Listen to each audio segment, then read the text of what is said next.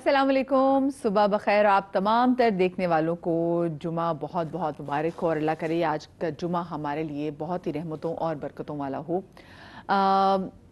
ہمارا ایمان ہے، ہمارے ایمان کا بہت بڑا حصہ ہے کہ ہمیں یقین ہے کہ ایک آخرت کی زندگی ہے اور قیامت نے آنا ہی ہے۔ اسی لیے ہم نے دیکھا ہے کہ ہمارے جتنے بھی انبیاء گزرے ہیں، ہمارے ائمہ کرام گزرے ہیں، ہمارے جو بڑے دینی جو ہیں علماء وہ گزرے ہیں، ہم نے دیکھا کہ انہوں نے اس دنیا کی زندگی کو کیسے گزارا ہے، بہت سمپل۔ اور وہ ہمیشہ کہتے تھے کہ یہ 4 دن کی زندگی ہے۔ دراصل یہ امتحان گاہ ہے، یہاں پر امتحان ہو رہا ہے اور اس کا صلہ جو مارکس آپ کے آنے ہیں وہ آنے آپ کی قیامت میں۔ روز محشر ہوگا، آپ سب کا حساب ہوگا، ہم سب کا حساب ہوگا۔ جو ہم نے دنیا میں کیا ہے وہ ایک ریل کی صورت میں دکھایا جائے گا کہ تم نے دنیا میں یہ کیا، اور اس وقت کہیں گے کہ اللہ میاں ہمیں تو وقت ہی نہیں ملا۔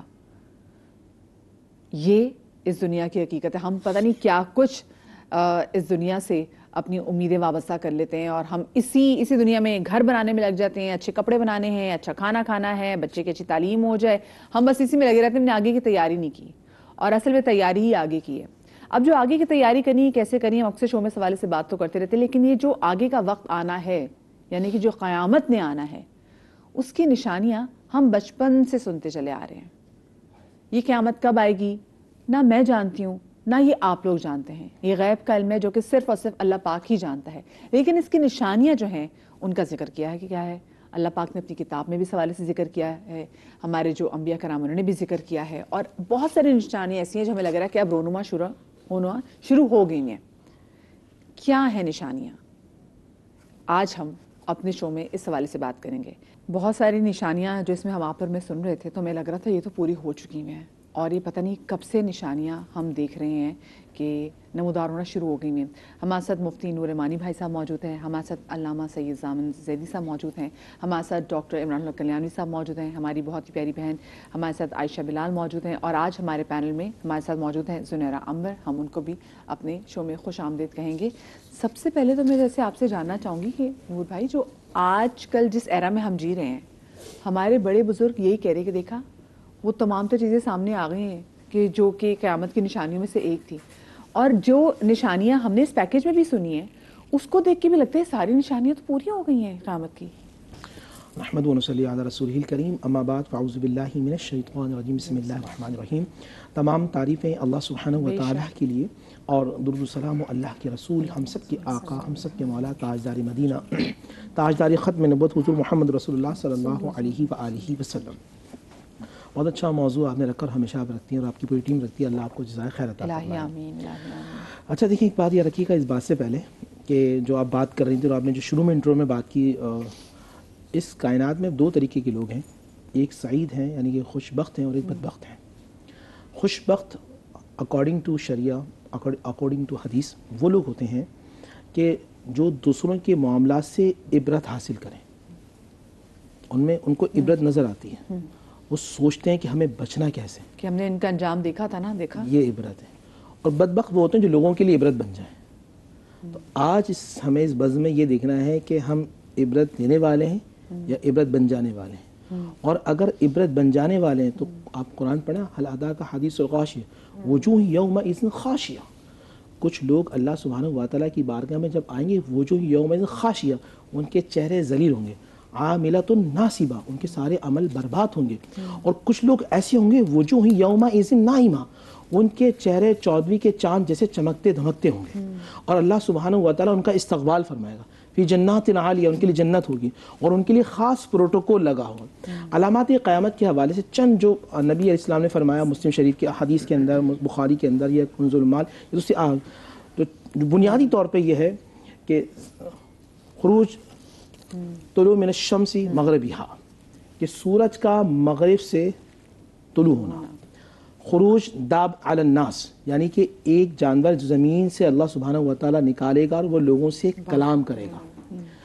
خروج دجال کا ظاہر ہونا، سیدنا علی شیر خدا کی اولاد میں سے امام مہدی کا ظاہر ہونا، خروج ان کا ظہور ہونا، ظہور مہدی سے کہتے ہیں، اور پھر حضرت عیسیٰ روح اللہ کا آسمان سے جامع مسجد دمشق پر اترنا فرشتوں کے پروں پر، یہ وہ واضح علامات ہوں گی جو حضور نے فرمایا جو قیامت کی سب سے بڑی علامات میں سے جو ایک کے بعد دیگر ایک ساتھ مستقل ہوتی چلی جائیں گی. اس کے علاوہ بھی جو کچھ مسلم شریف کے اندر حدیث ہے میں نے جو آج پڑھی وہ میں دیکھتا ہوا آیا کہ نبی صاحب نے فرمایا کہ قیامت اس وقت تک نہیں آئے گی جب تک عرب سرسب شاداب نہ ہو جائے. یہ بڑی حیران کن بات تھی ان اصحاب رسول صلی اللہ علیہ وسلم کے لیے کہ جنہوں نے ہمیشہ زمین کو بنجر دیکھا تھا. ایک حدیث یہ میری اللہ کے نبی صلی اللہ علیہ وسلم نے فرمایا کہ قیامت اس وقت تک نہیں آئے گی جب تک پہاڑوں میں سے راستے نہ بنا دیے جائیں. یہ بڑی حیران کن بات تھی کہ راستے کاٹ کر سرنگ بنا دی جائے یا پہاڑوں میں سے راستہ بنا دی جائے اس زمانے کے اندر. اور پھر ایک حدیث جو تھی کہ جو حضور نے فرمایا تھا کہ ان سے اونچی پہاڑوں کا ارشاد فرمایا تھا کہ ان سے اونچی جو ہے عمارتیں ہوں گی. تو صحابہ بڑے حیران تھے کہ جب اس زمانے میں جب جھوپڑیاں بنائی جاتی تھیں اگر جھوپڑ کے اوپر جھوپڑ رکھ لیں تو دو کلاک ٹاور دیکھتے ہیں ہم زیادہ دور کیوں جاتے ہیں ہم کلاک ٹاور دیکھتے ہیں جب جاتے ہیں کلاک ٹاور دیکھتے ہیں کہ وہ نشانی تھی جو اللہ کی نبی صلی اللہ علیہ وسلم نے فرمایا تھا ایسے اشارہ کیا تھا. آپ دیکھیں وہاں ایک پہاڑ ہوتا تھا جبل عمر کے نام سے فرمایا تھا ان سے اونچی عمارتیں بنی جائیں گی اور آج اللہ کے نبی صلی اللہ علیہ وسلم کے وہ اقوال پورے ہوتے جا رہے ہیں. بالکل بالکل. اچھا پھر نبی صاحب نے فرمایا تھا کہ مائیں اپنی حاکمہ کو پیدا کریں گی یعنی کہ بچے اتنی خودسر ہو جائیں گی کہ ماں ڈرے گی ان کے سامنے بات کر دے. یہ ایگزیکٹلی آج کل کا وہ کہتے ہیں نا ایرا کہ مائیں ڈرتی ہیں بچوں سے. اور ایک جملہ آپ نے سنا ہے بچے آج کل نوجوان جو ٹین ایجر وہ کہتے ہیں کہ آپ کا زمانہ کچھ اور تھا اور ہمارا زمانہ کچھ اور ہے ہم آپ کو نہیں پتا زمانے میں کیا چل رہا ہے. اللہ کے نبی صلی اللہ علیہ وسلم نے فرمایا تھا کہ جب بیٹے نوجوان بچے اپنے باپ کی بات کو نیگلیکٹ کر دیں گے اور اپنے دوستوں کی بات کو مانیں گے یعنی باپ کی بات کو پاپ سمجھیں گے اور دوستوں کی بات کو مانیں گے. جب گانے بجانے کی کثرت ہوگی ہر کام میں پڑے گا. اور ہم نے دیکھا طواف کرتے ہوئے بھی میوزک بج رہا ہوتا ہے جو نبی علیہ الصلوۃ والسلام نے ارشاد الزمان نے فرمایا تھا. جھوٹ کی کثرت کی جائے گی جھوٹ بہت زیادہ بولا جائے گا. اور آج ہم یہ کہتے ہیں یار دیکھا تمہارے بھائی نے کیسی فنکاری کری. نبی پاک صلی اللہ علیہ وآلہ وسلم اس زمانے میں جس چیز کو منع فرما رہے ہیں یحبون القصور وینسون القبور. لوگ عالیشان محلات سے محبت کریں گے اور قبروں کو بھول جائیں گے. یحبون المال وینسون الحساب. لوگ مال سے شدید محبت کریں گے اور آخرت کو بھول جائیں گے.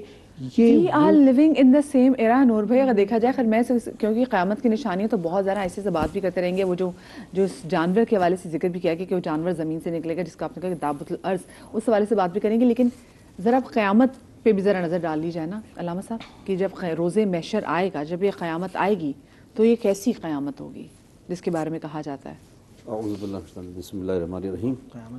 دیکھیے واحد ایک موت اور قیامت کیسا عقیدہ ہے کہ تمام عقائد میں دنیا بھر میں اختلاف ہے ٹھیک ہے لیکن قیامت کے بارے میں اور موت کے بارے میں سب کا ایک ہی عقیدہ ہے.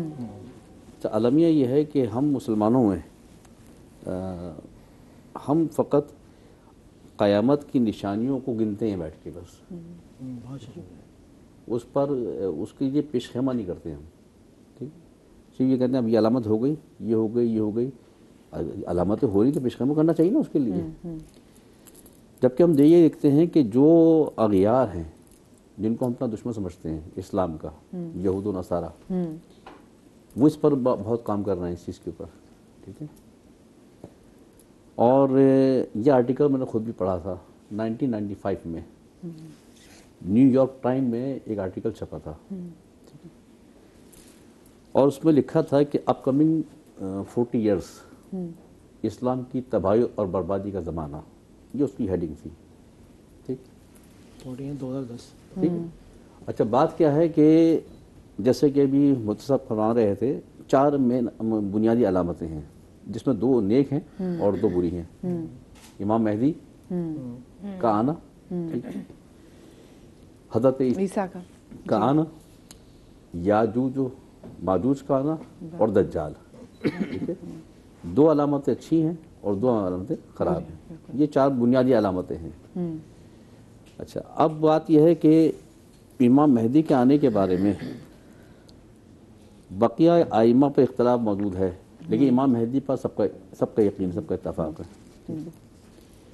ہم جو آج بڑی فخر صاحب کبھی کبھی کہہ رہے ہوتے ہیں کہ یہودی کے پاس اتنا علم ہے کہ 50 سال ایڈوانس پریڈکشن کر دیتے ہیں وہ کبھی ہم نہیں سوچتے کہ وہ کہاں سے پریڈکشن کر دیتے ہیں وہ کہ اگلے 50 سال میں ہونا کیا ہے. ہم فقط زبانی حد تک امام مہدی کی باتیں کرتے ہیں, حضرت عیسیٰ کے آنے کی باتیں کرتے ہیں, قیامت کی نشانی کی باتیں کرتے ہیں. ان کے یہاں باقاعدہ اس پر غور و فکر ہوتا ہے, ان کے تھنک ٹینکس ہے وہاں ان کے یہاں باقاعدہ غور و فکر ہو رہا ہے. ان کے یہاں ان کے اسکالرز باقاعدہ قیامت کی نشانیوں میں سے کہ مہدی کا آنا ضروری ہے, مہدی کے آنے پر یقین ان کا بھی ہے کہ کوئی مہدی آئیں گے, اور جب مہدی آئیں گے تو زمانے کے حالات ایسے ایسے تبدیل ہوں گے. ہم وقت بیان کرتے ہیں, وہ اس پر عمل کر رہے ہیں, اور وہ اپنے آپ کو مزید اس ٹائم کے لیے اسٹرانگ کر رہے ہیں. جتنی علامات پر ریسرچ وہ کرتے ہیں, اسی علامات کی روشنی میں وہ اگلے 50 سال کی منصوبہ بندی طے کرتے ہیں. ٹھیک ہے, یہ جو 50 سال جس کو انہوں نے کہے. اچھا علامہ صاحب, ان کے ساتھ یہ بھی تو مسئلہ ہے نا, ان کو یہ یونٹی کی پرابلم نہیں ہے. ہمارے یہاں تو جتنے فقہ ہیں, ہمارا تو یونٹی کا بھی تو ایشو ہے نا, کہ سب کو ایک جگہ یکجا کرنا بھی تو بڑا مشکل ہے. اب ہوتا کیا ہے کہ انہوں نے کیا کہا کہ یہ 50 سال اب کمنگ 40 ایئرس 95 سے لے کے, میں بہت یعنی چینل پہ یہ بہت ذمہ داری سے بات کر رہا ہوں, اور یہ بس 2035 تک کا زمانہ, 35 تک. جی انہوں نے کہا کہ یہ اسلام کی تباہی اور بربادی کا زمانہ, جبکہ تاریخ یہ کہتی ہے, اسلام یہ کہتا ہے, اور علامات یہ کہتی ہیں کہ یہ زمانہ اسلام کے عروج کا زمانہ ہے, اسلام کی ترقی کا زمانہ ہے. انہوں نے کیا کیا کہ ترقی کے زمانے کو اپوزٹ کر دیا اور فکر پھیلا دی, تاکہ دنیا میں فکر پھیلے کہ جو زمانہ آ رہا ہے اسلام تباہ ہو رہا ہے, برباد ہو رہا ہوگا. اس کی زندہ مثال میں آپ کو دوں, 1995 سے پہلے تک ہم دور کی بات نہیں کر رہے, ہم بر صغیر کی بات کر رہے ہیں. بر صغیر میں اتنے مسائل نہیں تھے, فرقہ وارانہ مسائل اتنے نہیں تھے, مسلمانوں میں دست گرما اتنا نہیں تھا, تنظیم در تنظیم, جماعت در جماعت اتنی نہیں تھی. آپ ریکارڈ اٹھا کے دیکھ لیجئے. یا آپ دونوں بھی اس بات سے ایگری کرتے ہیں؟ 95 تک, 95 تک یہ عالم نہیں تھا. 95 کے بعد آپ دیکھیے جو یہودی نے پالیسی طے کی, جس کو اسلام کی بربادی کا زمانہ کیا. 95 کے بعد سے آپ دیکھیے کہ مسلمان کنٹریز میں, بالخصوص مسلمان کنٹریز میں, مسلمان سے لڑ رہا ہے. اپنے ملک میں دیکھ لیں ہم تو 95 تک اتنی گروہ بندیاں نہیں تھیں. ٹھیک ہے, چاہے وہ اہل تشیع ہوں چاہے اہل تسنن ہوں. ٹھیک ہے, سب کے یہاں گروپ در گروپ, تنظیم در تنظیم, اختلاف در اختلاف بنتا چلا گیا. کیا کیوں؟ اس لیے کہ ان مسلمانوں کو ان چیزوں میں الجھا دو آپس کے اندر, تاکہ ان کو کچھ اور سوچنے کا موقع نہ ملے. ٹھیک ہے, یہودی اس چیز پہ کام کر رہے ہیں. ٹھیک ہے, وہ اس پہ کام کر رہے ہیں, اور جس میں وہ کامیاب ہو رہے ہیں. خالی مذہبی نہیں, سیاسی جماعتوں کے میں بھی انہوں نے یہ انداز اختیار کیا, بالخصوص وہ ممالک جہاں اسلام کا غلبہ ہے. اور الحمدللہ ہمارا ملک پاکستان جو ہے, اسلامی ممالک کے اندر ایک بنیادی مرکز ہے ہمارا ملک پاکستان. ٹھیک ہے, تو اور دیکھیں ٹرائی کا ہے نا, مسلمان ممالک میں ٹرائی کا ہے, پاکستان, ایران, عراق. ٹھیک ہے, جن کے پاس فوجی طاقت سب سے زیادہ پاکستان کے پاس, 3 ممالک کے پاس فوجی طاقت ہے ان کے پاس. ٹھیک ہے نا, باقی جتنے اسلامی ممالک ہیں ان کے پاس فوجی طاقت اتنی نہیں ہے. انہوں نے کیا کام کیا, انہوں نے کام یہ کیا کہ انہی مسلمان طاقتوں کو 3 ممالک کو آپس میں اس انداز سے الجھا دو کہ یہ آپس میں الجھے رہیں. اس لیے دیکھ لیجئے آپ کہ امن نہیں ہو پاتا, کسی نہ کسی حوالے سے جنگ کی کیفیت ہر وقت رہتی ہے, جس میں وہ کامیاب ہو رہے ہیں. ہمارا مسئلہ کیا ہے, اپنے موضوع کی طرف آ جاتے ہیں ہم. یہ وہ چیزیں ہیں کہ جس کے اوپر دنیا کام کر رہی ہے, ہم سو رہے ہیں, ہم خالی نشانی گنتے ہیں. اب یہ نشانی ہو گئی تو قیامت آنے والی ہے, اب نشانی ہو گئی تو قیامت آنے والی ہے, اب یہ مسئلہ ہو گئی تو آنے والی ہے. بھائی اس سے باہر نکلنا پڑے گا ہمیں. بالکل, لیکن واقعی بہت ساری نشانیاں جو ہم دیکھ رہے ہیں کہ جب سامنے آ رہی ہے, اس میں یہ بھی ہے کہ ایک تفرقے بازی بہت زیادہ ہوگی. پہلے بچوں میں سنتے تھے کہ اچھا بھی کہاں ہوں گے بھی ایسے 70 فقے کہاں سے ہوں گے, لیکن اب دیکھ رہے ہیں فقے کے اندر اتنے فقے جو ہیں, اتنے اپروچ, اتنے مائنڈ سیٹ آگے میں. عمران بھی کیا جو سب سے زیادہ جو آپ نے اپنے بچوں نے سب سے زیادہ سنی تھی جی کہ قیامت کی نشانی, ان میں سے آپ نے کتنی نشانیوں کو دیکھا کہ جی ہاں یہ کمپلیٹ ہو گئی ہیں؟ جی بسم اللہ الرحمن الرحیم. بچپن میں تو خیر بہت ساری چیزیں سنا کرتے تھے, پڑھا کرتے تھے, لیکن جو اپنے تعلیمی اس کے اندر جو چیز خلاصہ نکالی تو اس میں جیسے حضرت آدم علیہ السلام سے دنیا کا ایک آغاز ہوا, اور اس وقت تک وحی کا نزول بھی نہیں ہوتا تھا, بلکہ اللہ تعالیٰ ان کو ہدایت دے کے دنیا میں بھیج دیا تھا. حضرت نوح علیہ السلام تک یہ سلسلہ چلتا رہا, اور حضرت نوح علیہ السلام تک مختلف پیغمبر آئے, زمانے بدلتے رہے, ہدایت چلتی رہی, پھر گمراہی غالب آئی تو 950 سال تک حضرت نوح کی حکومت رہی اور ان کا وہ نبوت کا اعلان رہا. پھر لوگ نہیں مانے تو اللہ پاک نے ان کو غرق کر دیا سب کو. پھر حضرت نوح علیہ السلام پر باضابطہ وحی کا نزول شروع ہوا. تو آدم ثانی بھی کرا دیا حضرت نوح علیہ السلام, اور اس کے بعد پھر وہ آغاز ہوتے ہوتے جناب نبی کریم صلی اللہ علیہ وسلم کی تشریف آوری ہوئی. تو جس طرح کلاس روم میں جب صبح ہم جاتے ہیں اور ایک ٹیچر صبح آتا ہے اور ہمیں پتہ لگتا ہے کہ ابھی تو کلاسیں شروع ہوئی, دن کا آغاز ہوا ہے. پھر بالکل ایک اینڈ میں ٹیچر آتا ہے جب پتہ ہوتا ہے کہ جب کلاس ہماری ختم ہونے والی ہے اور کام مکمل ہو گیا. تو اسی طرح خاتم النبیین ختم مرتبہ حضرت جناب نبی کریم صلی اللہ علیہ وسلم کی جب تشریف آوری ہوئی تو خود آپ کی تشریف آوری ایک آپ نے فرمایا کہ قیامت کی نشانی ہے. یہ آپ نے فرمایا کہ جس طرح کی عمارت ہوتی ہے اس کے پورے اس دیوار چن دی گئی ہو, صرف ایک بلاک کی جگہ باقی رہ گئی ہو اور وہ رکھنے کی دیر ہو, باقی سب کمپلیٹ ہو. تو اسی طرح آپ نے فرمایا کہ میں وہ آخری اینٹ ہو دیوار کی کہ بس رکھا گیا اور سمجھے اب وہ چیپٹر کلوز ہو گیا ایک طرح سے. پھر آپ صلی اللہ علیہ وسلم کا جو شق قمر کا جو واقعہ ہے یہ خود قرآن کریم میں بھی ذکر ہے, اقتربت الساعۃ وانشق القمر, کہ قیامت قریب آ گئی اور قمر جو شق ہو گیا, ٹوٹ گیا, 2 ٹکڑے ہو گیا. آپ اپنے انگشت کے اشارے مبارک سے 2 ٹکڑے کر دیا. تو یہ ایک بڑی نشانی ہے. یہ تو اسی وقت ہاں, تو ایک بات تو یہ ذہن میں رکھیں کہ قیامت کی کوئی نشانی ہونا یہ ضروری نہیں ہے کہ ہر چیز جو نشانی ہو غلط ہوگی, بلکہ نشانی اچھی بھی ہوں گی, لیکن اس کا وہ ظہور وقت کے ساتھ ساتھ ہوگا. ان میں سے یہ بھی فرمایا گیا تھا کہ یہ ویسے آپ کی بات اچھی کی. ہمیں یہ جو لگتا ہے نا کہ قیامت کی جو نشانیاں ہیں وہ ساری پتنی کی بری ہیں, خوفناک ہیں, نہیں, ان میں سے اچھی نشانیاں بھی ہیں. جس طرح آپ صلی اللہ علیہ وسلم کی تشریف آوری ہے اچھی نشانی ہے, حضرت عیسیٰ علیہ السلام کا نزول اچھی نشانی ہے. اسی طرح آپ نے فرمایا کہ مساجد پختہ بنائی جائیں گی, تزئین و آرائش اس میں ہوگی, تو اس میں کوئی حرج نہیں. حضرت سیدنا عثمان غنی رضی اللہ تعالیٰ عنہ کے دور مبارک سے باضابطہ تزئین و آرائش کا مسجد کا کام شروع ہوا, اور جو پہلے کی عہد نبوی کی جو مسجد تھی اس کو منظم کر کے پختہ بنایا گیا, اور باقاعدہ اس کے لیے مختلف ممالک سے بڑے اچھے قیمتی پتھر منگا کے بہت خوبصورت بنا کے اس کو نیا مسجد تعمیر کی گئی. پھر مساجد میں مینار بنایا گیا. یہ سب قیامت کی نشانیوں میں سے ہے, اور اس کو علماء فقہاء نے جائز قرار دیا کہ جس زمانے کے اسٹینڈرڈ جب لوگوں کا لیونگ اسٹینڈرڈ اچھا ہو چکا ہو تو اس وقت یہ چیزیں بھی ہونا صحیح ہے, بالکل درست ہے. باقی بہت ساری نشانیاں جو چھوٹی ہے بڑی علامات کچھ صغرا ہیں کچھ کبرا ہیں. تو یہ تو علامات کبرا ہیں جتنی بھی نا, آپ صلی اللہ علیہ وسلم تشریف اور پھر نزول عیسیٰ علیہ السلام, پھر ظہور مہدی علیہ السلام, یہ سب چیزیں علامات کبرا میں سے ہیں, بڑی نشانیوں میں سے ہیں. خروج دجال کے بارے میں بھی آتا ہے کہ وہ ویسے تو ہم یعنی ایک علاماتی طور پہ کنایہ کے طور پہ استعارہ کے طور پہ کہتے ہیں کہ جی آج کل کا میڈیا یہ دجالی قوتیں اور یہ جو آرٹیفیشل ٹیکنالوجی آگے دجالی قوتیں سب چیزیں, لیکن اصل میں فزیکلی وہ ایک شخصیت ہے دجال کی جس کی آپ نے نشانی بتائی, وہ ایک بڑی نشانیوں میں سے ہے. وہ کہیں کسی اندھے کنویں کے اندر پڑا ہوا ہے وہ, اور غالباً حضرت تمیم داری رضی اللہ تعالیٰ عنہ کی اس سے ملاقات ہوئی تھی. حدیث میں آتا ہے انہوں نے دیکھا تھا تو اس نے پوچھا دجال نے کہ کیا وہ شخصیت آ گئے جن کا آنے کا انتظار تھا محمد, تو انہوں نے فرمایا کہ ہاں آ گئے. تو ایک دم وہ خوشی میں پورا اپنے آپ کو جھنجھوڑنے لگا کہ اچھا میرے نکلنے کا وقت قریب آ گیا, زنجیروں سے جکڑا ہوا ہے وہ.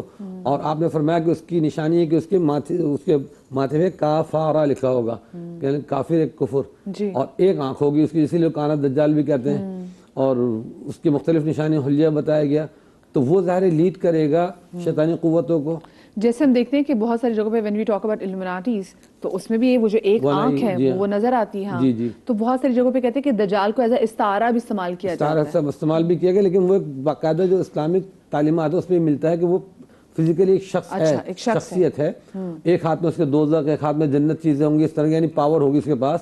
اور اس کے گدھے کا بھی کہا گیا کہ اس کا گدھا ہوگا. وہ گدھا کس صورت میں, ٹیکنالوجی کے زمانے میں, کہ اس کا سنگ اتنا ہوگا کہ وہ ایک لمحے میں 1 منٹ میں جو ہے نا پوری دنیا کے چکر لگا لے گا. اب وہ ظاہر سائنس اتنی ٹیکنالوجی آگے بڑھ چکی ہے تو اس گدھے کا بھی استعارہ ہو سکتا ہے, جیسے ہمارے جہاز بن رہے نئے نئے, تو وہ پوری دنیا کا چکر لگا لے گا. پھر وہ پوری دنیا میں کافروں کو یعنی مسلمانوں کو دعوت دے گا اور کہے گا کہ جی جو مجھ پر ایمان لائے تو میں اس کو جنت میں داخل کر دوں گا. چلیے یہ ذرا دجال میں مزید گفتگو بھی کریں گے, مجھے بھی چھوٹی سی بریک لینی جی, بریک کے بعد حاضر ہوتے ہیں, کہیں مت جائیے گا.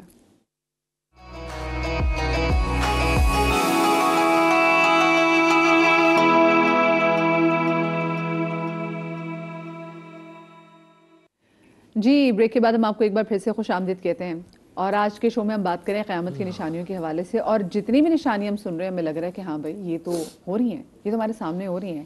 عائشہ وہ بریک پر جانے سے پہلے ہم دجال کے حوالے سے بات کر رہے تھے, لیکن میں ساتھ میں یہ بھی چاہتی ہوں کہ آپ بتائیں کہ احادیث مبارک میں قیامت کی کون کون سی نشانیاں جو ہیں وہ دی گئی ہیں. پھر ان میں سے تو آف کورس ہم جیسے جیسے سنیں گے ہمیں پتہ چل جائے گا, لیکن ایک چیز جو کہ مجھے جب میں نے پڑھی تو مجھے بڑی خوفناک لگی کہ قیامت سے پہلے قرآن مجید کے الفاظ مٹا دیے جائیں گے.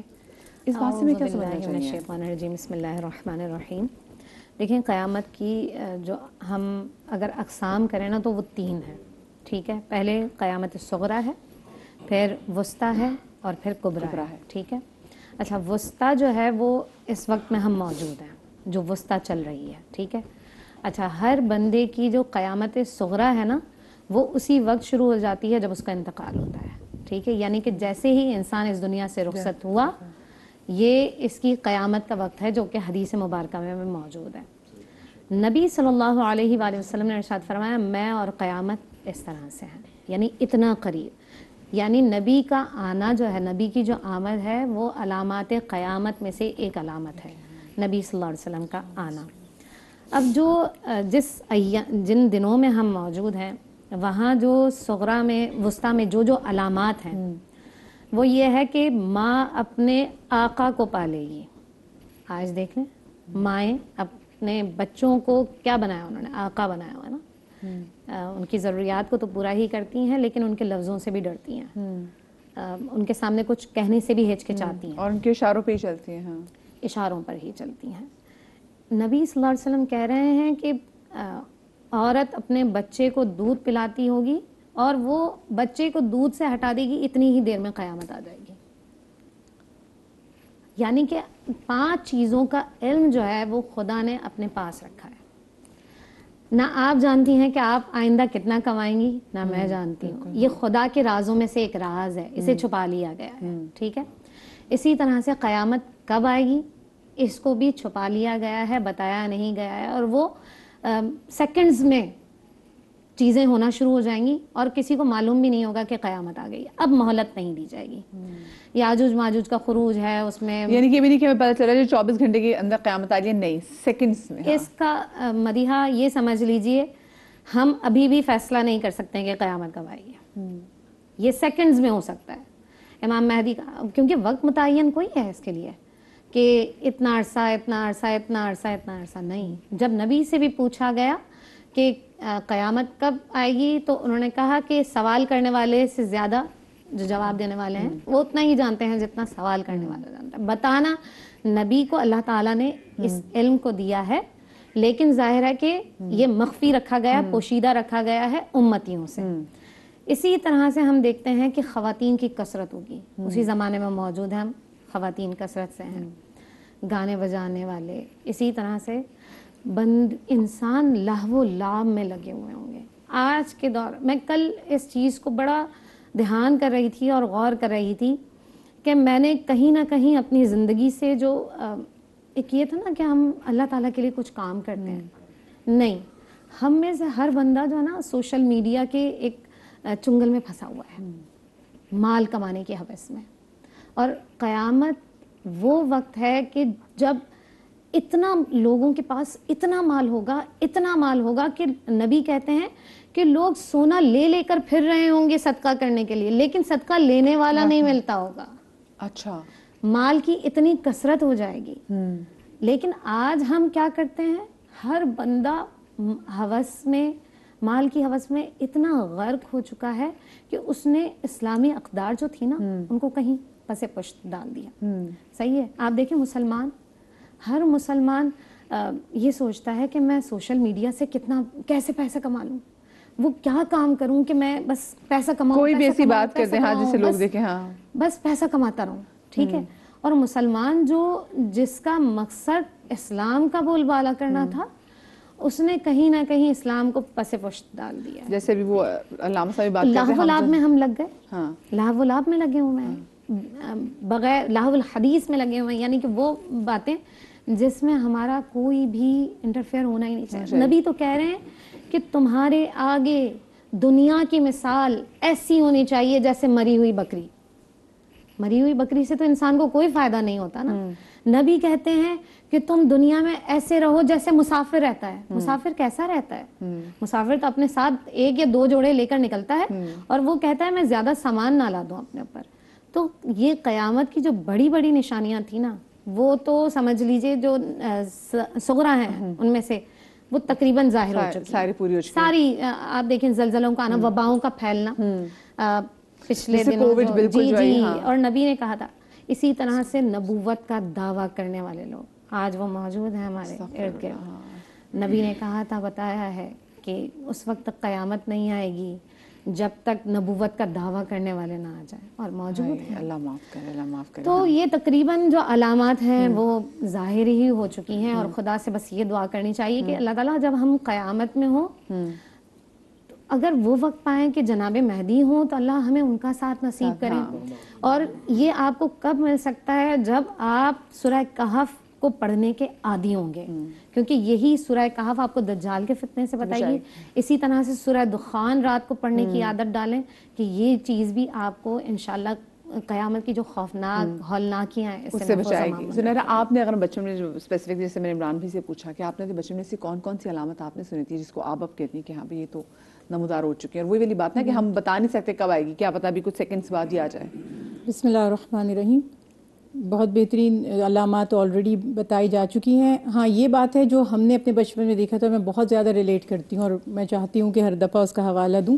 ایک تو میری فیلڈ سے ریلیٹڈ کہ جو آپ صلی اللہ علیہ وسلم نے فرمایا کہ قرب قیامت میں علم اٹھا لیا جائے گا. تو علم سے مراد ہے حقیقی علم. ابھی بہت باتیں ہوتی ہیں, اور جو ابھی ہم بریک میں بھی بات کر رہے تھے کہ ہمارے بچپن میں وہ ایشوز ریز نہیں کیے جاتے تھے جو آج کل, جن کا جو ارریلیونٹ ہیں, جن کا دین سے کوئی تعلق ہی نہیں ہے, بحث برائے بحث سوشل میڈیا کے ذریعے, اور وہ سو کالڈ علماء جو بیٹھے ہوئے ہیں, اور کون مسلمان تھا کون نہیں تھا, اور ارریلیونٹ باتیں, اور وہ لگ رہا ہے کہ دین کی باتیں ہو رہی ہیں. تو حدیث مبارکہ میں بہت, مجھے ہر دن وہ کلک ہوتی ہے کہ آپ صلی اللہ علیہ وسلم نے فرمایا کہ قرب قیامت جب ہوگا تو علم اٹھا لیا جائے گا اور عالم گوشہ نشین ہو جائیں گے, اور جوہلا علماء کی مسندوں پر بیٹھیں گے, خود بھی گمراہ ہوں گے اور لوگوں کو بھی گمراہ کریں گے. ایک یہ بات مجھے بہت ہر روز محسوس ہوتی ہے. اور دوسری بات, جن کو آپ صلی اللہ علیہ وسلم نے فرمایا کہ وہ لوگ جو ربع ودا, جن کو لوگ اپنے برابر بٹھانا پسند نہیں کرتے, جو حقیر تھے, جو کمتر تھے, یا جو بہت ہی زیادہ رذیل تھے, وہ لوگ اونچے عہدوں پر ہوں گے. تو ایگزیکٹلی ابھی پوری دنیا میں اگر آپ دیکھتے ہیں کہ میں پولیٹیکلی نہیں ہوں, لیکن اگر آپ دیکھتے ہیں کہ حکومتیں کن کے ہاتھوں میں ہیں, تو ایسے لوگ جن سے لوگ بات بھی کرنا پسند نہ کریں, اتنے لو پروفائل, لو کیلیبر کے لوگ بڑے بڑے عہدوں پر ہیں. پھر آپ صلی اللہ علیہ وسلم نے فرمایا کہ لوگ عمارتیں بنائیں گے اور ایک دوسرے سے اس پر فخر کریں گے. تو ابھی آپ دیکھ لیجئے ایگزیکٹلی وہ عرب میں خاص طور پہ جو انڈیکیٹ کیا جاتا ہے. پھر یہ جو شام میں واقعات ہو رہے ہیں کہ رسول اللہ صلی اللہ علیہ وسلم نے ترمذی شریف کی بھی حدیث مبارکہ ہے کہ فتنوں کا زمانہ آئے گا اور ایمان صرف شام میں ہوگا. پھر خراسان سے ایک سیاہ جھنڈوں والی ایک پوری فوج اٹھے گی اور وہ بیت المقدس تک جائے گی اور وہاں جا کر اپنے جھنڈے گاڑے گی. اس وقت جو فلسطین میں اور شام میں ہو رہا ہے کہ آپ صلی اللہ علیہ وسلم نے فرمایا کہ ان پر سختیاں آئیں گی, مشکلیں آئیں گی, مگر وہ غالب رہیں گے, اور تم ان کی مدد نہ کرو تو نقصان انہیں نہیں تمہیں پہنچے گا. تو یہ سب چیزیں ہم دیکھ رہے ہیں کہ آج ہم بے بس ہیں, لاچار ہیں, ہم بات بھی نہیں کر رہے. اسٹرانگ مسلم کنٹریز ہیں وہ بھی دیکھ رہے ہیں, اور یہ قیامت کی نشانی سے ویسے نہیں کہ جو ہم یہاں پہ لوگ بیٹھے ہمیں ڈسکس کر رہے ہیں, یہ قیامت کی نشانیوں کے بارے میں بڑے علماء کو پتہ ہے, ان کو بھی علم ہے, yet they are not helping. اب یہ دیکھیں, یہ جو ابھی علامہ صاحب نے بات کی تھی نا, honestly it was really impressive کہ ہم تدارک نہیں کر رہے, اور اللہ سبحانہ وتعالیٰ فرما رہے ہیں کہ جو انسان چاہے گا, لیس علی الانسان الا ما سعی, وہ کوشش کر کے پا لے گا. یہود نے نشانیاں پڑھی اور اس کو ریورس کرنے میں لگ گئے, اور ہم پڑھتے یہ ہمارا وہ حال ہے کہ میں کہوں طوفان آئے گا تو اب یہ ہوگا, مگر میں خود تدبیر کیا کر رہی ہوں اس طوفان سے بچنے کے لیے. تو یہ ہمارے لیے الارمنگ تھا, ہم اس کو ریورس کر سکتے تھے, ایٹ لیسٹ ہم ایفرٹ کر سکتے تھے. تو یہ بڑی عجیب بات ہے کہ ہم اٹھ نہیں رہے, ہم بات نہیں کر رہے. اور جو رسول اللہ صلی اللہ علیہ وسلم نے فرمایا, سوری بس یہ بات میں کمپلیٹ کرتی ہوں, کہ آپ نے فرمایا قیامت سے پہلے تم پر دشمن ایسے ٹوٹ پڑیں گے جیسے ایک بھوکا بھیڑیا بکریوں کے ریوڑ پر, یا کسی روایت میں ہے کہ کھانے پر, یا کسی روایت میں ہے کہ شکاری اپنے شکار پر. تو صحابہ کرام رضوان اللہ علیہ مجمعین فرماتے ہیں یا رسول اللہ ایسا کیوں ہوگا, کیا ہم تعداد میں کم ہوں گے؟ آپ نے فرمایا نہیں, بلکہ تمہاری ہوا اکھڑ جائے گی. تو وہ بات ہے جو ڈیوائیڈ ہم ہو گئے ہیں, اور میں آنیسٹلی میں اس بات کی وٹنس ہوں, میرا جو بچپن تھا کچھ پتہ نہیں تھا ہمیں فرقہ واریت کیا ہوتی ہے, یہ مسلمان پتہ تھا یا تو مسلمان ہیں, اور میں نے اپنے بچوں کو کبھی نہیں بتایا کہ فرقہ کیا ہے. ابھی ریسنٹلی اس نے جا کر کہیں اسکول میں سنا تو وہ مجھ سے, میں کسی فرقے کا نام لیتی, فلاں کیا ہوتا ہے, میں نے اس کو کبھی نہیں کہا, بتایا آپ مسلمان ہیں. اور بس یہ بتایا کہ آپ نے کیا کرنا ہے. تو یہ چیزیں جو ہم فخر کر رہے ہیں, علم نہیں بڑھ رہا جسے ہم سمجھ رہے ہیں کہ علم بڑھ رہا ہے, فرقہ واریت بڑھ رہی ہے اور گمراہی علم کے نام پر بڑھ رہی ہے. اور سب سے بڑی بات یہ کہ جب آپ نے فرمایا امانتیں ضائع کی جانے لگیں تو پھر قیامت کا انتظار کرنا. تو پوچھا گیا یا رسول اللہ یہ امانتیں ضائع کرنا کیسا ہے؟ آپ صلی اللہ علیہ وسلم نے فرمایا کہ جب خائن بڑے عہدوں پر آ جائیں گے تو وہ خیانت کریں گے. تو یہ سب ایگزیکٹلی وہ علامات ہیں جو ہم دیکھ رہے ہیں. مگر میں پھر وہی بات کہوں گی کہ ہمیں اپنی کوشش کرنی ہے کہ کاش ہم انہیں ریورس کر سکیں, اپنا کنٹریبیوشن کر سکیں, تاکہ کم از کم ہم سرخرو ہو جائیں اور ہمارا ضمیر اس میں ہم بھی تدبر ذرا کرنا شروع کر دیں. ہمارے ساتھ کالر موجود ہیں DI خان سے. سعدیہ, السلام علیکم جی. وعلیکم السلام. جی سعدیہ جی, کیسی ہیں آپ؟ ٹھیک ہیں جی الحمدللہ, اللہ کا شکر ہے. میں مدیحہ باجی, میں آپ کا پروگرام ڈیلی کو کبھی نہ کبھی لگا لیتی ہوں اور آج تو مجھے بہت پسند ہے. میرا خود سید گھرانے سے تعلق ہے الحمدللہ. جی جی ماشاء اللہ. جہاں تک ہو سکتا ہے. تو مجھے بڑی خوشی ہوئی آج آپ کا ٹاپک دیکھ کے. تو پلیز میرے سارے یہ علماء کرام بیٹھے ہیں, میری سسٹرز موجود ہیں, تو کویسچن میرا یہ ہے, سوال کہ آپ نا امت مسلمہ کو تمام کو یہ گائیڈ کریں سارے کہ ہمیں قیامت کی تیاری ڈیلی روزمرہ روٹین میں ہمیں کیسے اعمال کرنے چاہیے, گو کہ وہ ایک ہی عمل کیوں نہ ہو, ایسا عمل کہ جس سے کرنے سے ہماری زندگیوں میں انقلاب آ جائے, ہمارے اندر انقلاب پیدا ہو جائے.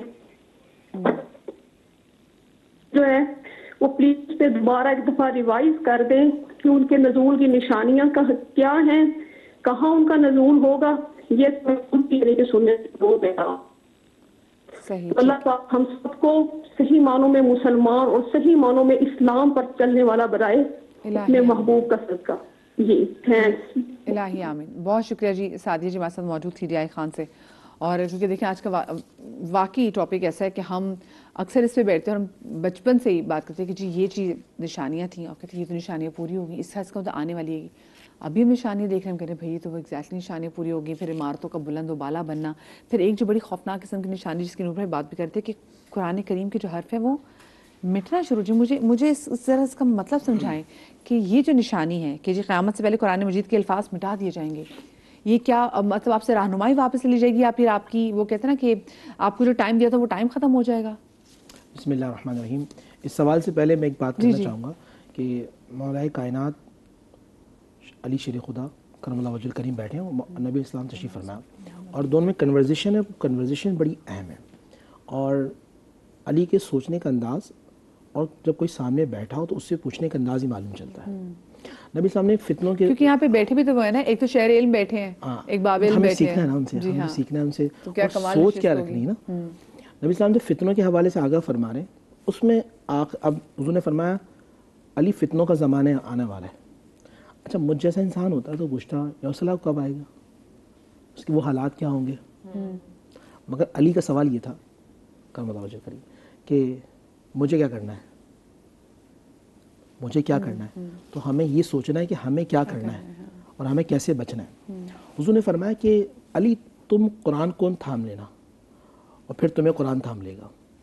علی سے مراد پوری کائنات کو سمجھانے کے لیے کہ قرآن کو تم تھامو گے, قرآن تمہیں تھام لے گا. قرآن مجید فرقان حمید اصولوں کا نام ہے. آج ہم بات کرتے ہیں نا ویسٹرن ورلڈ کے حوالے سے کہ جی وہ اتنی ترقی یافتہ ہوتے جا رہے ہیں. ان اللہ یرفع بہذا الکتاب, حدیث ہے کہ جو اس قرآن کے اصولوں کو تھامے گا, وہ اپنا ہو یا پرایا, جو تھامے گا اللہ اس کو عزت دے دے گا. جو تھامے گا وہ کامیاب ہو جائے گا. جو سچ بولے گا وہ کامیاب ہو جائے گا. جو حلال رزق کمائے گا وہ کامیاب ہو جائے گا. جو وعدے کی پابندی کرے گا وہ اس کا لوگوں کا اعتماد بڑھنا شروع ہو جائے گا. جو خلوص دل سے آئے گا وہ کامیاب ہو جائے گا. جو کسی کو دھوکہ نہیں دے گا وہ کامیاب ہو جائے گا. وہ اعتماد اس کا بڑھتا جائے. یہ قرآن مجید فرقان حمید میں اصولوں کے نام ہے. دیکھیں جو آپ یہ بات کرتے ہیں اس کی کئی توجیحات علماء ذی وقار نے لکھی ہیں. ایک تو یہ حقیقتاً جو ہے وہ قرآن مجید فرقان حمید کے جو ہے وہ حرف مٹا دی جائیں گے. کچھ علماء یہ ہے, کچھ یہ کہ جو قرآن مجید فرقان حمید کے جو نور ہے, انوار ہے, جو ہدایت کا راستہ ہے وہ اٹھا لی جائے گا. پھر یہاں سے ایک حدیث کی اور بھی مہلت ختم کر دی جائے گی. یہ کہ جو علماء حق ہیں پہ در پہ ان کا وصال ہونا شروع ہو جائے گا.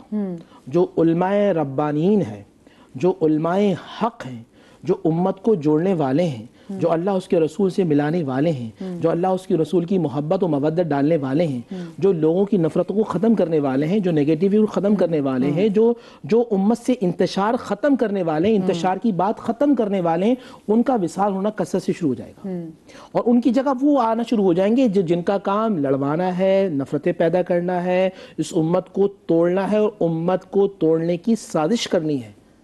اندازہ کیجئے اس وقت جو موجودہ دور کے اندر مجھے یہ دیکھنا ہے کہ میں امت مسلمہ کو توڑنے والا ہوں یا جوڑنے والا ہوں۔ اگر میری بات سے امت مسلمہ جو لا الہ الا اللہ محمد رسول اللہ صلی اللہ علیہ وآلہ وسلم، میں اس پروگرام سے ایک بات کہنا چاہوں گا، اور وہ نبی اسلام کی حدیث ہے۔ وہ حدیث وہ ہے جو تمام ائمہ کے نزدیک معتبر ہے کہ جو لا الہ الا اللہ محمد رسول اللہ کا ہے وہ دار اسلام میں داخل ہے، وہ خارج نہیں ہے۔ تو کسی کے پاس اس زمانے میں یہ اختیار نہیں ہونا چاہیے کہ تم کافر، تم کافر، تم کافر، تم کافر، تم کافر، جو آج کل ہر بندے کو لگتا ہے سرٹیفکیٹ ہے ان کے پاس۔ ہاں، پہلی بات تو یہ کہ لا الہ الا اللہ جو وی بلیو مونوتھئزم، صحیح نا، we believe in oneness of God، بالکل جی۔ we believe all prophets، last messenger، we believe judgment day، last day، جو ان تین عقائد کو رکھے وہ مسلمان ہے۔ اور قرآن مجید فرقان حمید میں بارہا بار قیامت کا تذکرہ کیا گیا ہے، لوگوں کے ذہن سے آہستہ آہستہ بات نکلتی جا رہی ہے۔ آج ہم قیامت کی تو بات کرتے ہیں، ہم نے قیامت کے لیے کیا کر رکھا ہے، ہمارے اعمال کیا ہے، ہمارا کردار کیا ہے، ہماری گفتگو کیا ہے، ہماری تربیت کیا ہے۔ آج دیکھیں، ہم بہت عجیب سی بات ہے، ہم بچوں کو پال رہے ہیں، بچوں کی تربیت نہیں کر رہے۔ پالنا اور ہے، تربیت کرنا اور ہے۔ تربیت ہوتی ہے تو بچہ زمانے کا امام بنتا ہے، اور پالا جائے تو پھر زمانے کا فسادی بنتا ہے۔ کتنی بڑی بات ہے۔ ہمارے ساتھ کالر موجود ہے ملتان سے۔ السلام علیکم جی۔ ہیلو جی، السلام علیکم اشنا۔ وعلیکم السلام جی، میری کال کنیکٹ نہیں ہوئی۔ جی بالکل اشنا، آپ کی کال کنیکٹ ہو گئی ہے۔ میں اسٹوڈیو سے مدیہ نقوی بات کر رہی ہوں، کیا پوچھنا چاہیں گی؟ جی، میں نے یہ پوچھنا ہے کہ میرا جو پورا کنبہ ہے وہ جھوٹ پہ چل رہا ہے۔ جھوٹ پہ کیا چل رہا ہے؟ جھوٹ پہ کنبہ، میں یہ کہنا جو میرا پورا گھر ہے وہ جھوٹ پہ چل رہا ہے۔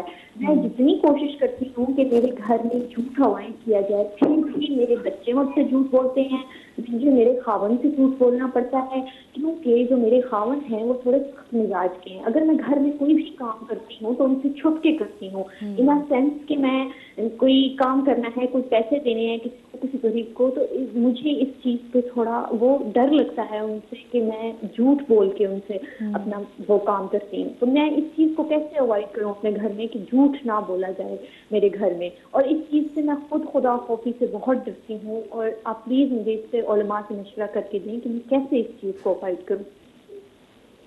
اچھا ٹھیک ہے۔ عمران بھائی ذرا میں آپ سے یہ جو انہوں نے بات کی ہے اور وہ پریشان بھی ہیں، اور وہ کہہ رہی کہ پورا جن کا کنبہ ہے وہ جھوٹ سے چلتا ہے، اور ایم شور بہت ساری ایسی باتیں جو ٹیلی ویژن پہ شاید وہ نہیں کہہ سکتی۔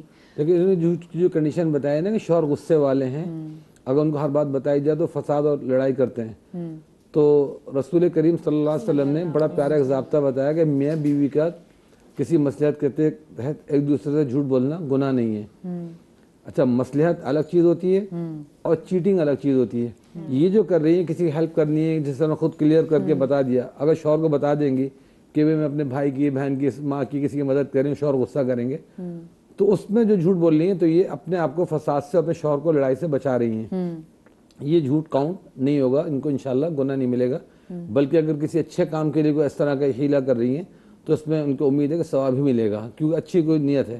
ویسے جھوٹ بولنا ہے کہ جی شوہر نے منع کیا ہوا کہ آپ، جیسے شوہر نے کہا ہوگا نماز وقت پہ پڑھا کریں، اب اس نے آگے پوچھا نماز پڑھی نہ، بول دی نہیں نماز نہیں پڑھی، اور ہاں نماز پڑھ لی، یا فلاں ایک کام کیا روزے سے، ہاں روزہ میں نے رکھ لیا روزہ نہیں ہے، وہ جھوٹ بالکل گناہ ہے۔ لیکن اس طرح کے جھوٹ جس میں لوگ ہیلپ آؤٹ کرنی ہے اور اس کے اندر کوئی رکاوٹ بن رہا ہے، تو وہ تو عام پبلک کے لیے بھی رسول پاک صلی اللہ علیہ وسلم نے فرمایا کہ اگر دو مسلمان آپس میں ناراض ہوں، لڑائی ہو، تو ایک کو جا کے جھوٹ بول دینا اس سے کہ بھئی تمہارا دوست تمہاری تعریف کر رہا ہے، تمہیں یاد کر رہا ہے، تمہیں سے دوستی کرنا چاہ رہا ہے، دوسرے سے اس کی طرف سے جھوٹ بول دینا، تو یہ جھوٹ نہیں ہے، در حقیقت یہ مصلحت بھی ہے اور اس کے اندر ایک کمیونیکیشن ہے کہ اچھا ریلیشن شپ بنانا ہے، تو بنیادی مقصد اس میں ریلیشن شپ کو اسٹرانگ کرنا اور سیو کرنا ہے، اور خاص طور پہ میاں بیوی کا ریلیشن تو رسول پاک صلی اللہ علیہ وسلم نے بہت زیادہ سیفلی اس کو کہا ہے کہ حفاظت والے طریقے سے لے کے چلیں تاکہ آپس میں کوئی کشیدگیاں نہ ہوں. تو انشاءاللہ ان کا جو معاملہ ہے وہ جھوٹ پہ چلنے والا نہیں ہے، وہ ایک مصلحت پہ چلنے والا ہے، جس سے گھر کے اندر انتشار، افتراق، لڑائی جھگڑا ہونا، اس چیزوں سے بچنے والی کیفیت ہے، اس میں گناہ نہیں ملے گا. صحیح. اچھا، اس سے پہلے ہمارے ساتھ کالر موجود تھے علامہ صاحب سعدیہ، جو کہ امام زمانہ کے ظہور کے حوالے سے، if I'm not wrong، انہوں نے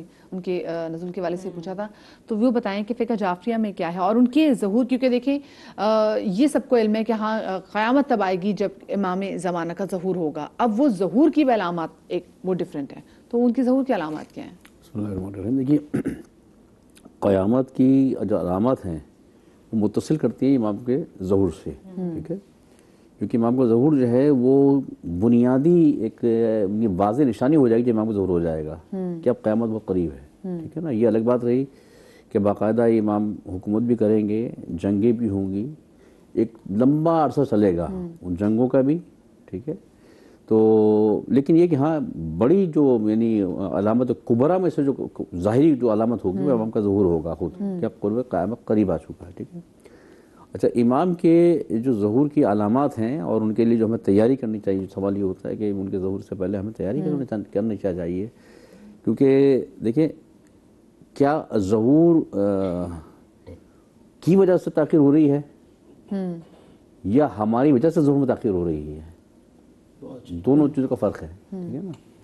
جب ایک وجود موجود ہے اور حکم الہی سے پردہ غیب میں ہے، وہ پردہ غیب میں اپنی وجہ سے ہیں یا ہماری وجہ سے ہیں، ٹھیک ہے.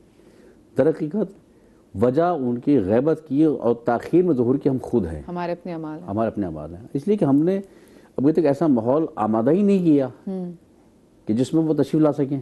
جیسے بچپن سے سنتے آ رہے ہیں کہ 313 مومنین کی ضرورت ہوگی، اس کا مطلب ہے پوری دنیا میں 313 مومنین ہی نہیں. جیسے ظہور صغریٰ کے لیے، اور جیسے ظہور صغریٰ ہے اور غیبت صغریٰ تھی، غیبت کبریٰ تھی، جی اسی طرح سے ظہور بھی دو حصوں میں ہے، ایک ظہور صغریٰ ہے، ایک ظہور کبریٰ ہے.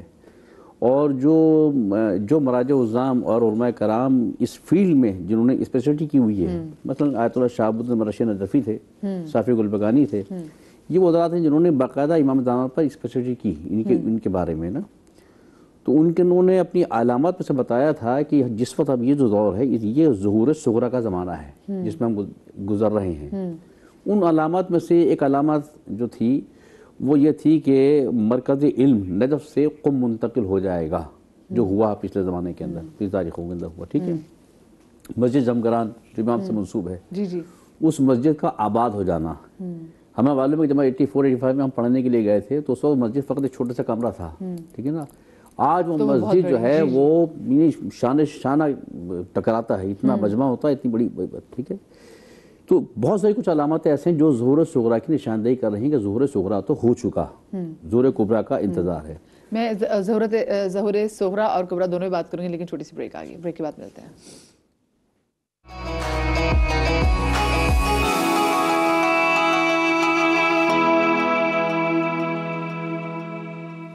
بریک کے بعد ہم آپ کو ایک بار پھر سے خوش آمدید کہتے ہیں، اور ہماری گفتگو کچھ ایسی چل رہی تھی کہ ہم قیامت صغریٰ اور کبریٰ کو ڈسکس کریں، لیکن اس سے پہلے جو ظہور صغریٰ اور کبریٰ ہے ہم اس کے حوالے سے بات کریں. تو میں چاہوں گی کہ علامہ صاحب ذرا کوئکلی اس کو بیان کر دیں تاکہ میں پھر آگے چیزوں کی طرف چلوں. یہ بات یہ ہوتی ہے کہ اس وقت جو زمانہ ہے، جو روایت بتاتی ہیں ہمیں، وہ روایت بتاتی ہیں کہ اس وقت ظہور صغریٰ تو ہو چکا ہے امام کا، ٹھیک ہے. ظہور کبریٰ باقی ہے. ظہور کبریٰ کے لیے 313 افراد کی ضرورت، ٹھیک ہے.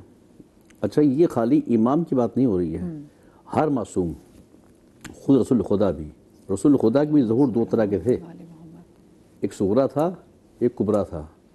صغریٰ تھا ولادت سے لے کے 40 سال تک، ٹھیک ہے، اور کبریٰ تھا باقاعدہ اعلان نبوت کے بعد، ٹھیک ہے. اور وہ کبریٰ کا انتظار کیوں کیا گیا تھا کہ وہ 313 ایسے افراد آ جائیں جو رسول کے ناصر ہوں. مطلب یہاں سوال یہ پیدا ہوگا کہ ناصر اس وقت مسلمان تھے ہی نہیں. تو یاد رکھیے کہ یہاں ناصروں سے مراد فقط مسلمان ہونا نہیں ہے. ہر قوم میں آج بھی، عیسائیوں میں بھی، یہودی میں بھی، مختلف مذاہب میں اسلام دوست افراد موجود ہیں جو عقائد کو جانتے ہیں، سمجھتے ہیں. اس وقت بھی انتظار ہو رہا تھا، ان تمام افراد کا جو یہودیوں میں بھی تھے، نصارہ میں بھی تھے، مختلف لوگوں میں تھے جو جانتے تھے اپنی کتابوں سے. یہ علامات ہیں، اس لیے کہا جاتا ہے کہ نسل رسول میں جی جی جو نسل رسول جو ہے یعنی ان کے آباء و اجداد میں کوئی ایک شخص بھی ایسا نہیں جس نے کبھی بدھوں کو سجدہ کیا ہو. ٹھیک ہے نا. تو یہ تمام وہ چیزیں ہیں کہ جو ثابت کرتی ہیں ان 313 افراد میں خود ام المومنین جناب خدیجہ سلام اللہ علیہا بھی شامل ہیں. ٹھیک ہے. کیونکہ اسلام بعد میں لائیں. ٹھیک ہے. لیکن وہ شامل ہیں ان یعنی افراد کہ میں. معرفت والے لوگ جو تو وہ 313 افراد ہوئے تو اعلان رسالت ہوا. اور جیسے اعلان رسالت ہوا تو تیزی کے ساتھ ہم نے دیکھا کہ اسلام کی مدد کے لیے مال و دولت کے ساتھ، جان کے ساتھ کتنی تیزی کے ساتھ افراد اکٹھا ہوئے. ٹھیک ہے. اسی طرح سے ظہور امام کے بارے میں بھی ہیں 313 افراد. اچھا اب بات یہ ہوگی کہ کیا پوری دنیا میں اتنے سارے بڑے بڑے علماء، مراجع، مفتیان ہیں تو کیا 313 نہیں ہے؟ ٹھیک ہے. بات یہ ہے کہ جو پیمانہ خدا کی نگاہ میں ہے ابھی تک وہ، اور جو پیمانہ امام کی نگاہ میں ہے وہ پیمانہ مکمل نہیں ہے. یعنی کیسا کہ یقین اتنا ہو، مطلب 7 ارب کی آبادی میں وہ 313 کا حصہ ابھی کمپلیٹ نہیں ہوا. وہ اتنا یقین کہ رائی برابر، جو کہتے ہیں شمہ برابر، رائی برابر بھی ان کا یقین متزلزل نہ ہو. ٹھیک ہے نا. ایسے افراد جو جانتے ہوں. اور ہمارے ہاں روایتیں کہتی ہیں کہ ہر انسان چاہے وہ مسلمان ہو چاہے غیر مسلم ہو، زندگی میں ایک مرتبہ ضرور امام مہدی کی ذات کرتا ہے اپنی زندگی میں. بڑی آپ کی اپنی معرفت ہے کہ آپ پہچانتے کہ نہیں پہچانتے. لیکن اور اس لیے جب ظہور ان کا ہوگا تو ہر انسان کہہ رہا ہوگا یہ ہے، ان کو تو میں نے دیکھا تھا. لیکن جس وقت دیکھتا ہے اس وقت گویا ایک طرح جیمر لگ جاتا ہے، پہچان نہیں پاتا. یہ جو سامنے آ کے گزر گئے، مشکل میں میری مدد کر دی، کوئی مشکلات ہوئے، تمام حالات ہوئے. تو چونکہ یہ ہمارا عقیدہ ہے کہ نظام کائنات، نظام الہی بغیر کسی خدا کے ہادی کے بغیر ایک لمحے کے لیے رہ نہیں سکتا. خدا کا نظام باقی ہے، کائنات کا نظام چل رہا ہے، تو اس کا مطلب خدا کا کوئی نمائندہ موجود ہے، ہمیں نظر نہیں آ رہا. اچھا فقہ جعفریہ میں ہے کہ امام مہدی کا ظہور ہوگا کیونکہ وہ غیب پردہ غیبت میں چلے گئے تھے. اور فقہ اگر حنفیہ کے حوالے سے بات کروں تو آپ لوگوں کے یہ کہ ابھی انہوں نے ان کی پیدائش ہوگی، ان کا نام محمد ہوگا، ان کے والد کا نام عبداللہ ہوگا. 40 سال کی عمر میں جب وہ خانہ کعبہ کے پاس طواف کر رہے ہوں گے، جو ابدال اس زمانے کے اولیاء کاملین ہوں گے وہ حضرت امام مہدی کو دیکھ کر فرمائیں گے کہ آپ جو ہے بیعت کیجیے، یعنی ہماری بیعت لیجیے، آپ ہمارے امیر ہیں. آپ جو ہے وہ عاجزی انکساری کریں گے. پھر اللہ سبحانہ و تعالیٰ کی طرف سے باقاعدہ حکم ہوگا، پھر آپ اعلان فرمائیں گے، اور پھر آپ جو جا کے لڑیں گے نا، آپ ویسٹرن ورلڈ کی طرف آپ کا ہوگا. آپ جو ہے یہود و نصارہ سے باقاعدہ جنگ و قتال کریں گے. اور خاص دجال کے لیے اللہ سبحانہ و تعالیٰ حضرت عیسیٰ ابن مریم کو نازل فرمائے گا. آپ کے جو ناصر اور منصور جو دو آپ یہ خلیفہ کہہ رہے ہیں، جو آپ کے جو نائبین ہوں گے وہ غزوہ ہند لڑیں گے، اور یہاں جو مشرکین سے جو جنگ ہوگی جس میں قتال ہوگا وہ کامیاب ہو کر پھر جا کے امام مہدی کو سپورٹ کریں گے. لیکن اس سے پہلے جو مرحلہ بڑا خطرناک قسم کا ہوگا وہ یہ ہوگا کہ جب امام مہدی اعلان فرمائیں گے، اللہ سبحانہ و تعالیٰ پوری دنیا میں ان کی خلافت کو قائم فرما دے گا. ان کے خلاف جو لڑنے والے لوگ ہوں گے وہ کلمہ پڑھنے والے کلمہ گو ہوں گے، اور نعرہ مار مار کر ان سے جنگ کر رہے ہوں گے، اور ان کو یہود و نصارہ نے خرید لیا ہوگا. نبی علیہ الصلوۃ والسلام کی وہ حدیث جو میری بہن امر باجی پڑھ رہی تھی کہ اللہ کے نبی نے پوچھا صحابہ نے پوچھا رسول اللہ جب یہ سارے معاملات ہوں گے تو ہم کس چیز میں مبتلا؟ ہم نے فرمایا وہن میں مبتلا ہوں گے. صحابہ یا رسول اللہ ما ھذا وہن، یہ وہن کیا ہے؟ ہم نے فرمایا حب الدنیا، دنیا کی محبت میں. تو تمام چیزوں کو جاننے کے باوجود حضرت یہ تو واقعہ کربلا میں بھی ہم دیکھتے ہیں کہ دنیا کی محبت موجود تھی اور اس میں آپ کے سامنے نواسہ رسول تھا، تو لیکن اس کو جیسے شہید کیا گیا تو یہ بھی ایگزیکٹلی. اچھا دوسری بات یہ کہ جب دجال آ جائے گا، امام مہدی سے محبت رکھنے والے اور جن کا تعلق اللہ اس کے رسول سے بہت زیادہ مضبوط ہوگا، نسبت مصطفیٰ جن کے پاس ہوگی، ان کو اللہ وہ آنکھ عطا فرمائے گا کہ وہ دجال کو دیکھ کے فوراً کہیں گے اس کے لکھا ہے کافرہ، اس کا مطلب یہ کافر ہے. یہ وہی ہے جس کے بارے میں اللہ کے نبی صلی اللہ علیہ وسلم نے بتایا تھا. یہ تمام چیزیں مدینے کے پاس ایک بوڑھے کو یعنی نوجوان ہوگا اور بوڑھے کو زندہ کیا جائے گا، اور نوجوان کو پھر وہ امام دجال قریب تک مار دے گا، پھر زندہ کر دے گا. پوچھے گا بتا میں کون ہوں؟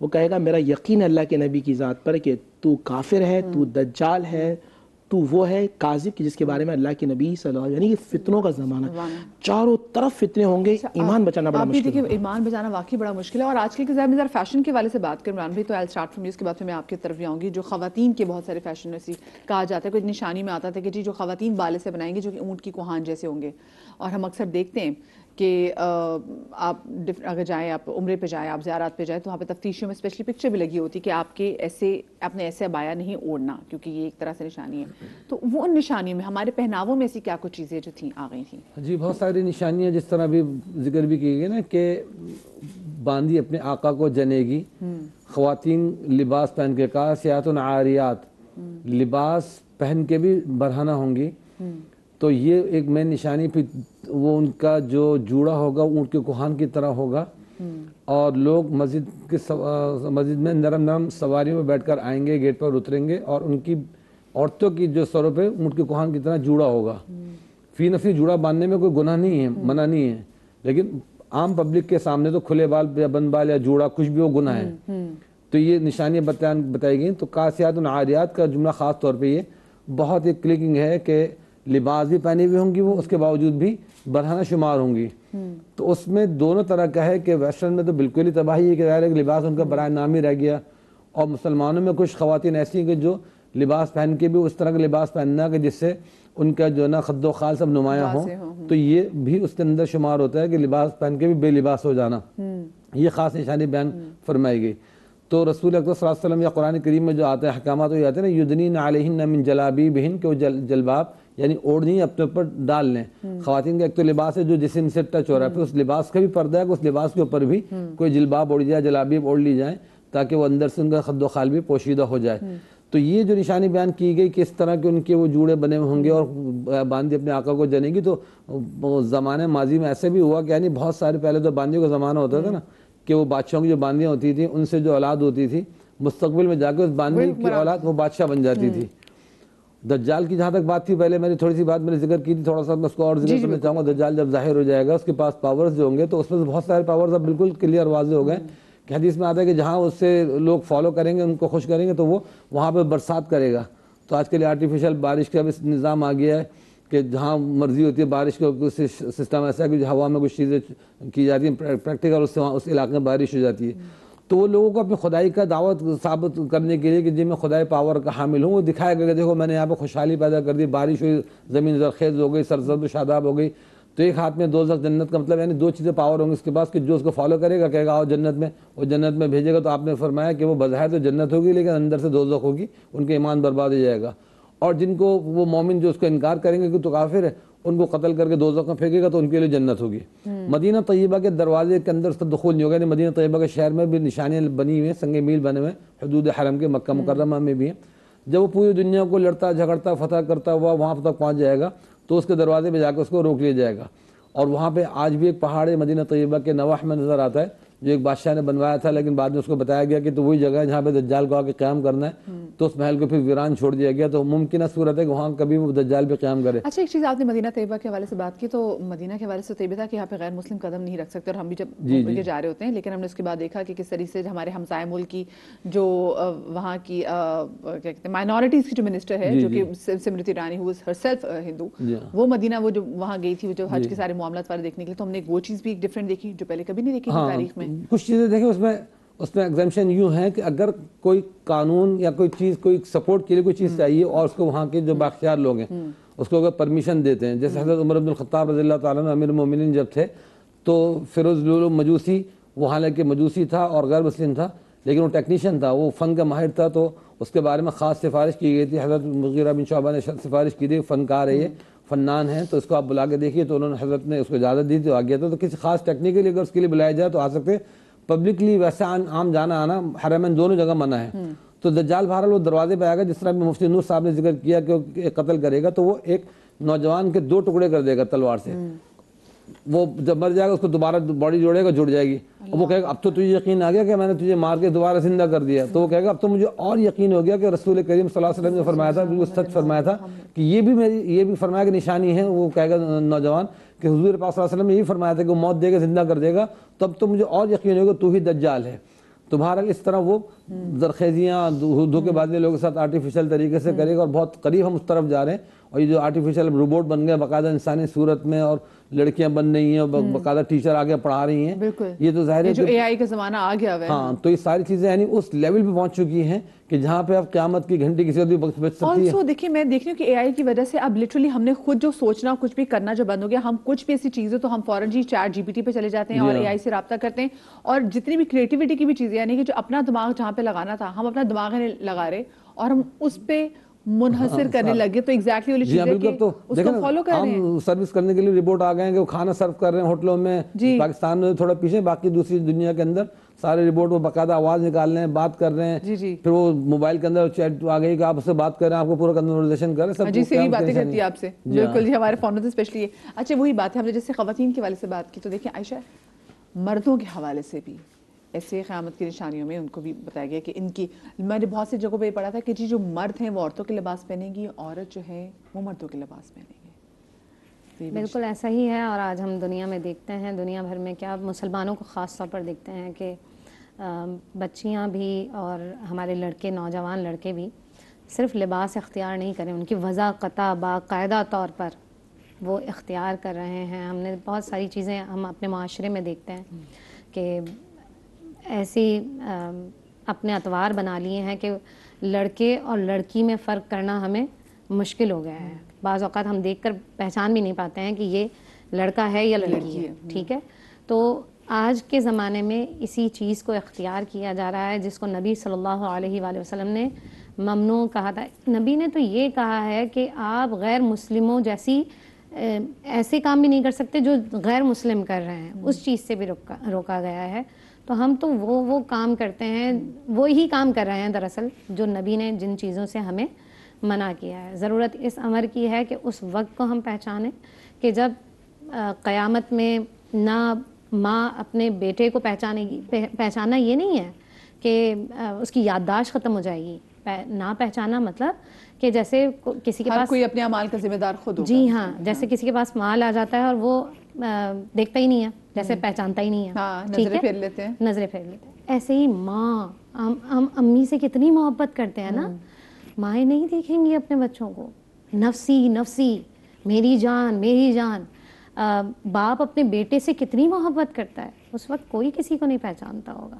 تو ہر بندہ اپنے پاس ایٹ لیسٹ اتنی نیکیاں رکھ لے کہ قیامت کے دن اس کو ایسی بات کا سامنا نہ کرنا پڑ جائے جس میں وہ مشکل میں آ جائے. آپ کو پتہ ہے نبی صلی اللہ علیہ وآلہ وسلم جب قیامت کے دن سب اپنی قبور سے اٹھیں گے تو ہر ایک کا عالم ایسا ہوگا کہ کبھی ادھر بھاگیں گے، کبھی ادھر بھاگیں گے، اور جناب آدم کے پاس جائیں گے، جناب عیسیٰ کے پاس جائیں گے، جناب موسیٰ کے پاس جائیں گے. پتہ ہے وہ کیا کہیں گے؟ وہ کہیں گے اذهبوا الی غیری. انبیاء ہیں یہ، وہ کہہ رہے ہیں اذهبوا الی غیری، کسی اور کے پاس چلے جاؤ، کسی اور کے پاس چلے جاؤ. لیکن نبی کیا ہیں؟ بروز حشر شفاعت کریں گے چن چن کر. ہر غلام کا چہرہ حضور جانتے ہیں. تو وہ تو ہر ایک کی شفاعت کریں گے. نبی تو وہ منظر بیان کریں. یہ حدیث جب میں سنتی ہوں کہ پیارے نبی صلی اللہ علیہ وسلم نے دیکھا ایک ماں جو ہے وہ یہاں سے وہاں، وہاں سے یہاں، یہاں سے وہاں، وہاں سے یہاں گھوم رہی ہے، پھر رہی ہے. کہا بلال جا کے دیکھو کیا پریشانی ہے اسے.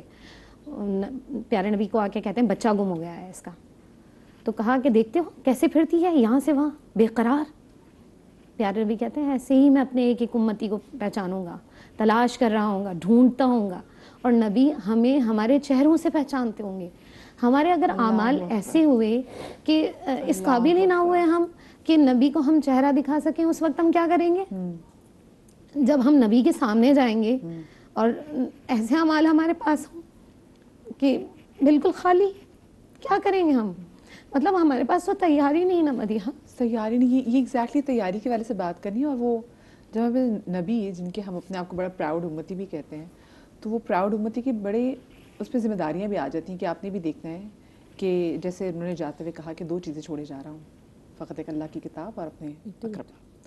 تو ہم نے ان میں سے بھی دیکھ لی کہ ہمیں اپنے جو مطلب کی چیز لگی ہم نے وہ لے لی، اور اب ان کے پیاروں سے دور ہو گئے جن سے وہ اتنی محبت کرتے تھے، گود میں بٹھا بٹھا کے ان کو لوگوں کے سامنے پیار کرتے تھے. اور مقصد یہ تھا تاکہ لوگوں کو پتہ چلے کہ مجھے کتنے عزیز ہیں، تاکہ بعد میں جو ہم نے بھی واقعہ کربلا کے والے سے بات کی کیونکہ لوگوں نے نہیں اس کو دیکھا اور اس کو سمجھ نہیں سکے اور پھر اسی لیے رونما ہوئی. تو ایسی کون کون سی چیزیں ہیں؟ میں چاہوں گی کہ اب ہم ذرا آئیں کہ بجائے طوفان آتا تو دیکھ رہے ہیں ہم اس کو طوفان میں قیامت ہے تو آنا ہی آنا ہے, جس کے اعمال اچھے ہیں اس کے لیے قیامت عید ہے, تو ہم کیسے تیاری کریں؟ زنیرہ میں چاہوں گی کہ ہم اپنی گفتگو کا رخ ذرا اس طرف پلٹتے ہیں. ہاں جی. جیسے رسول اللہ صلی اللہ علیہ وسلم پر قرآن پاک میں جو آیات نازل ہوئی اور اللہ تعالیٰ فرماتے ہیں یسألوک ایان یوم القیامہ, یہ آپ سے سوال کرتے ہیں کہ یہ دن آئے گا کب. تو رسول اللہ صلی اللہ علیہ وسلم کے پاس ایک شخص آیا اور جب اس نے آ کر کہا کہ یا رسول اللہ قیامت کب آئے گی, آپ صلی اللہ علیہ وسلم نے اس کا چہرہ دیکھا اور پوچھا کیا تو نے تیاری کر لی ہے؟ تو یہ میں تو آنیسٹلی لیٹ می کنفیس, میں 2021 سے تبلیغ کر رہی ہوں اور جب میں مسلمانوں میں ہوتی ہوں تو میں نے آج تک قیامت کی نشانیوں پہ بات نہیں کی آنیسٹلی اسپیکنگ. جب کوئی پروگرام ہوتا ہے اور وہ کہتے ہیں میں سوچتی ہوں اس پہ فوکس کریں ہمیں کرنا کیا ہے, بس آپ اپنا کام کرتے جائیں. اور دوسرا میں تھوڑا سا ایڈ کرنا چاہتی ہوں کہ دیکھیے قیامت کی جو نشانیاں قرآن پاک سے اور مستند احادیث مبارکہ سے, ظاہر محدثین نے اس پہ فردر تحقیق کی ہے, ریسرچ کی ہے, پھر اس میں سے انہوں نے اسپیسیفائی کیا ہے, تو وہ کم ہے. اور لوگوں نے بہت زیادہ ہر بری چیز کو, ہر چیز کو قیامت کی نشانی میں ڈال دیا ہے. مثال کے طور پہ جیسے یہ جوڑے والی بات ہے, کوہانوں والی بات ہے, یہ کہیں کرٹیسزم ہے مگر قیامت کی نشانیوں سے اس کا کوئی تعلق نہیں ہے صحیح حدیث کے کہ قیامت سے پہلے. یہ تو چیزیں ایسے عام طور پہ منع کی ہی گئی ہیں. ہاں رولنگز ڈریس کے بارے میں بھی کوئی خاص قیامت کی نشانی نہیں, مگر اس کا ریزن کیا ہے, لنک آپ کر سکتے ہیں قیامت کی نشانی سے کہ جب احکامات کی پامالی ہونے لگے, جب اللہ سبحانہ تعالیٰ اور اس کے نبی کی تعلیمات کو نظر انداز کیا جانے لگے گا تو ہر وہ چیز ہونے لگے گی جسے روکا گیا تھا. اور قرآن پاک میں اللہ تعالیٰ خود فرما رہے ہیں کہ وقال الرسول یا ربی ان قوم اتخذوا هذه القرآن مہجورا, شکایت کریں گے, اللہ کے حبیب فرمائیں گے اے میرے رب میری قوم نے قرآن کو چھوڑ رکھا تھا. تو جب آپ نے قرآن کو چھوڑ دیا, جب آپ نے سیرت مصطفیٰ کو چھوڑ دیا, جب آپ نے اطرت رسول صلی اللہ علیہ وسلم کو چھوڑ دیا تو پھر obviously پھر ہر وہ چیز ہوگی جس سے منع کیا گیا. تو بیسک پوائنٹ یہی تھا کہ اب یہ جو ہم اس بات کو سمجھیں کہ ہمیں دھکیلا جا رہا ہے, دین سے دور کیا جا رہا ہے, اس کے بہت سی ریزنز ہیں. ہم دجال کی بات کر رہے ہیں, جیسے آدم علیہ السلام کہیں استعارہ ہیں آدم قرآن پاک میں اور کہیں as a human as a prophet ہیں, اسی طرح سے دجال بھی ہے. اور رسول اللہ صلی اللہ علیہ وسلم نے فرمایا کہ تم دجال کی باتیں کرتے ہو, میں بتاؤں میری امت کا دجال کیا ہے, شرک خفی, چھوٹا شرک. تو پوچھا یا رسول اللہ یہ کیا ہے؟ فرمایا شو آف, ریاکاری. تو ہر شخص اس وقت لباس بھی پہنتا ہے تو دوسرے کو امپریس کرنے کے لیے. کووڈ میں آپ کتنے لباس بدلتے تھے, ہم کیا کرتے تھے کووڈ میں, اس پہ پتہ چل گیا ایگزیکٹلی زندگی کی حقیقت کھل کے سامنے آ گئی. اور ساتھ میں شخصیت پرستی یہ بھی جو ہے یہ شرک کا ایک طرح سے حصہ جاتا ہے. ہمارے ساتھ جی کالر موجود ہے اسلام آباد سے عدیلہ. السلام علیکم جی. وعلیکم السلام. کیسی ہیں؟ ٹھیک ہیں جی ٹھیک ٹھاک, آپ کیسی ہیں؟ بالکل ٹھیک. کیا پوچھنا چاہیں گی؟ میرے دو سوال ہیں. ایک تو یہ ہے کہ اگر اچھا ٹی وی سے دور ہو جائیں پلیز, ٹی وی سے دور ہو جائیں آپ, ورنہ کال ڈسکنیکٹ کرنی پڑے گی. اوکے.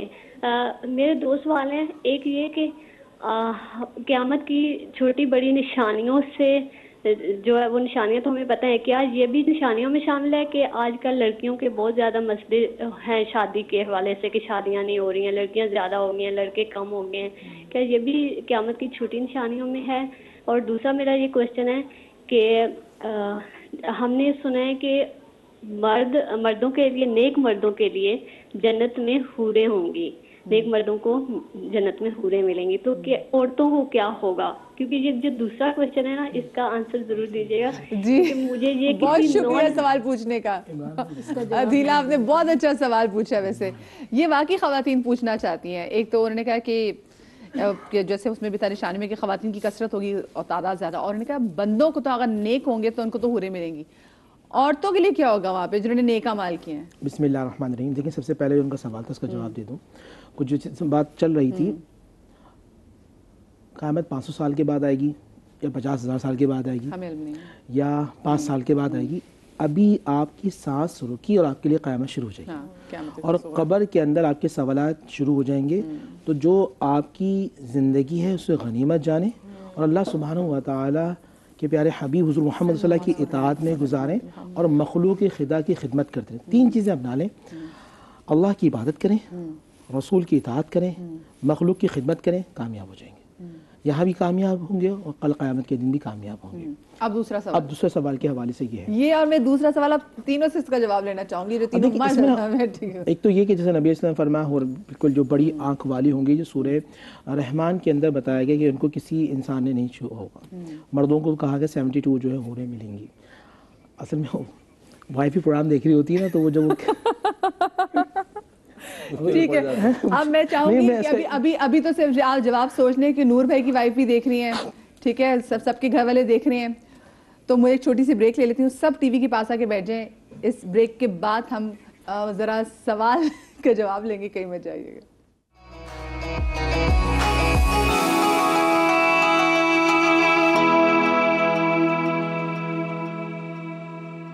جی بریک کے بعد ہم آپ کو ایک بار پھر سے خوش آمدید کہتے ہیں. اور وہ سوال جو ہماری بہت ہی پیاری کالر نے پوچھا تھا کہ بھائی مردوں کے لیے کہا جاتا ہے کہ جی ان کو اگر وہ نیک مرد ہوئے اور وہ جنت میں لینڈ کر گئے تو ان کو وہاں پہ 70 حوریں ملیں گی. تو جو نیک خواتین ہیں ان کو جنت میں جا کے کیا ملے گا؟ اور آپ سب کے گھر والے اس وقت شو دیکھ رہے ہیں تو حوریں تو آپ لوگ بھی ماشاء نیک ہیں، آپ کو بھی ملیں گی اگر ایسا ہے تو.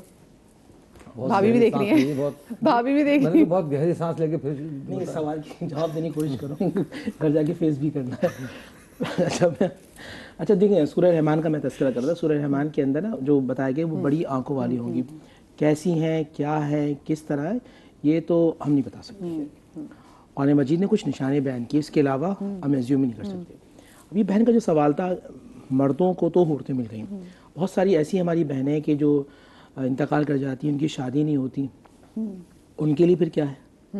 ان کے لیے کہ بہت سارے مرد ایسے ہوتے ہیں کہ جو انتقال کر جاتے ہیں اور یا ان کی بیویاں دوزخ میں ہیں یا وہ اکیلے تھے یہاں پہ، یعنی کہ ان کے پاس آپشن کوئی نہیں. ان کا بھی اللہ سبحانہ و تعالیٰ عقد کروایا. یعنی کہ یہاں جو مرد سنگل تھا، خاتون سنگل تھی، وہاں اللہ سبحانہ و تعالیٰ ان کی شان کے مطابق، کیونکہ ہم جنت کے اندر اللہ سبحانہ و تعالیٰ کے مہمان ہوں گے. جب اللہ سبحانہ و تعالیٰ کے مہمان ہوں گے تو اللہ سبحانہ و تعالیٰ اپنی شان کے مطابق ہماری ضیافت فرمائے گا. آپ اگر جنت کو سوچیں تو جنت کا سوچنا بھی ایسا ہے کہ آپ انسان تصور بھی نہیں کر سکتا. قرآن نے کہا مثال کے طور پہ پرندے جا رہے ہیں اور پرندوں کو آپ نے سوچا یہ بھنا ہوا پرندہ ہوتا، آپ نے صرف اتنا سوچا وہ بھنا ہوا پرندہ آپ کے سامنے آ جائے گا. درخت ہے اور آپ نے سوچا کہ اس میں سے سیب ہونا چاہیے، وہ درخت جھکے گا اور آپ کو جنت کیوں کہتے ہیں؟ جنت اس لیے کہتے ہیں، اس کا جب بھی جیم اور اس کے بعد دو نون آ جائیں، جنت، جنات، جہنم، جیم کے بعد جب دو نون آ جائیں تو اس میں مفردات میں لکھا تھا کہ وہ چیز چھپی ہوئی ہوتی ہے. جنت وہ ہوگی جو درختوں سے اتنی چھپی ہوئی ہوگی، جیسے ہم کہتے ہیں نا کہیں جاتے ہیں، جیسے کہ ناران کاغان جاتے ہیں، وہاں بہت خوبصورت منظر دیکھتے ہیں، ہم کہتے ہیں کہ یار یہ جنت نظیر ہے. تو جنت اتنی عالیشان ہوگی. تو جنت میں اللہ سبحانہ و تعالیٰ اپنے مہمانوں کے لیے وہ مرد یا عورت، وہ مرد یا عورت، اس کی تسکین کے لیے کیا رکھا ہوگا انسان کا سوچ بھی نہیں سکتا. صحیح. علامہ صاحب خواتین کے لیے کیا ہوگا؟ جی آپ جو مجھے بریک میں جیسے کہہ رہے تھے، اصل میں یہ تو انہوں نے سیاسی جواب دیا ہے مفتی صاحب نے. وہ خوف بھی تو ہوتا ہے نا گھر جانے کا. بات یہ ہے کہ جو نیک مرد ہیں تو جو ان کی نیک بیویاں ہیں، یہی بیویاں ان کو حوروں کی صورت میں وہاں ملیں گی.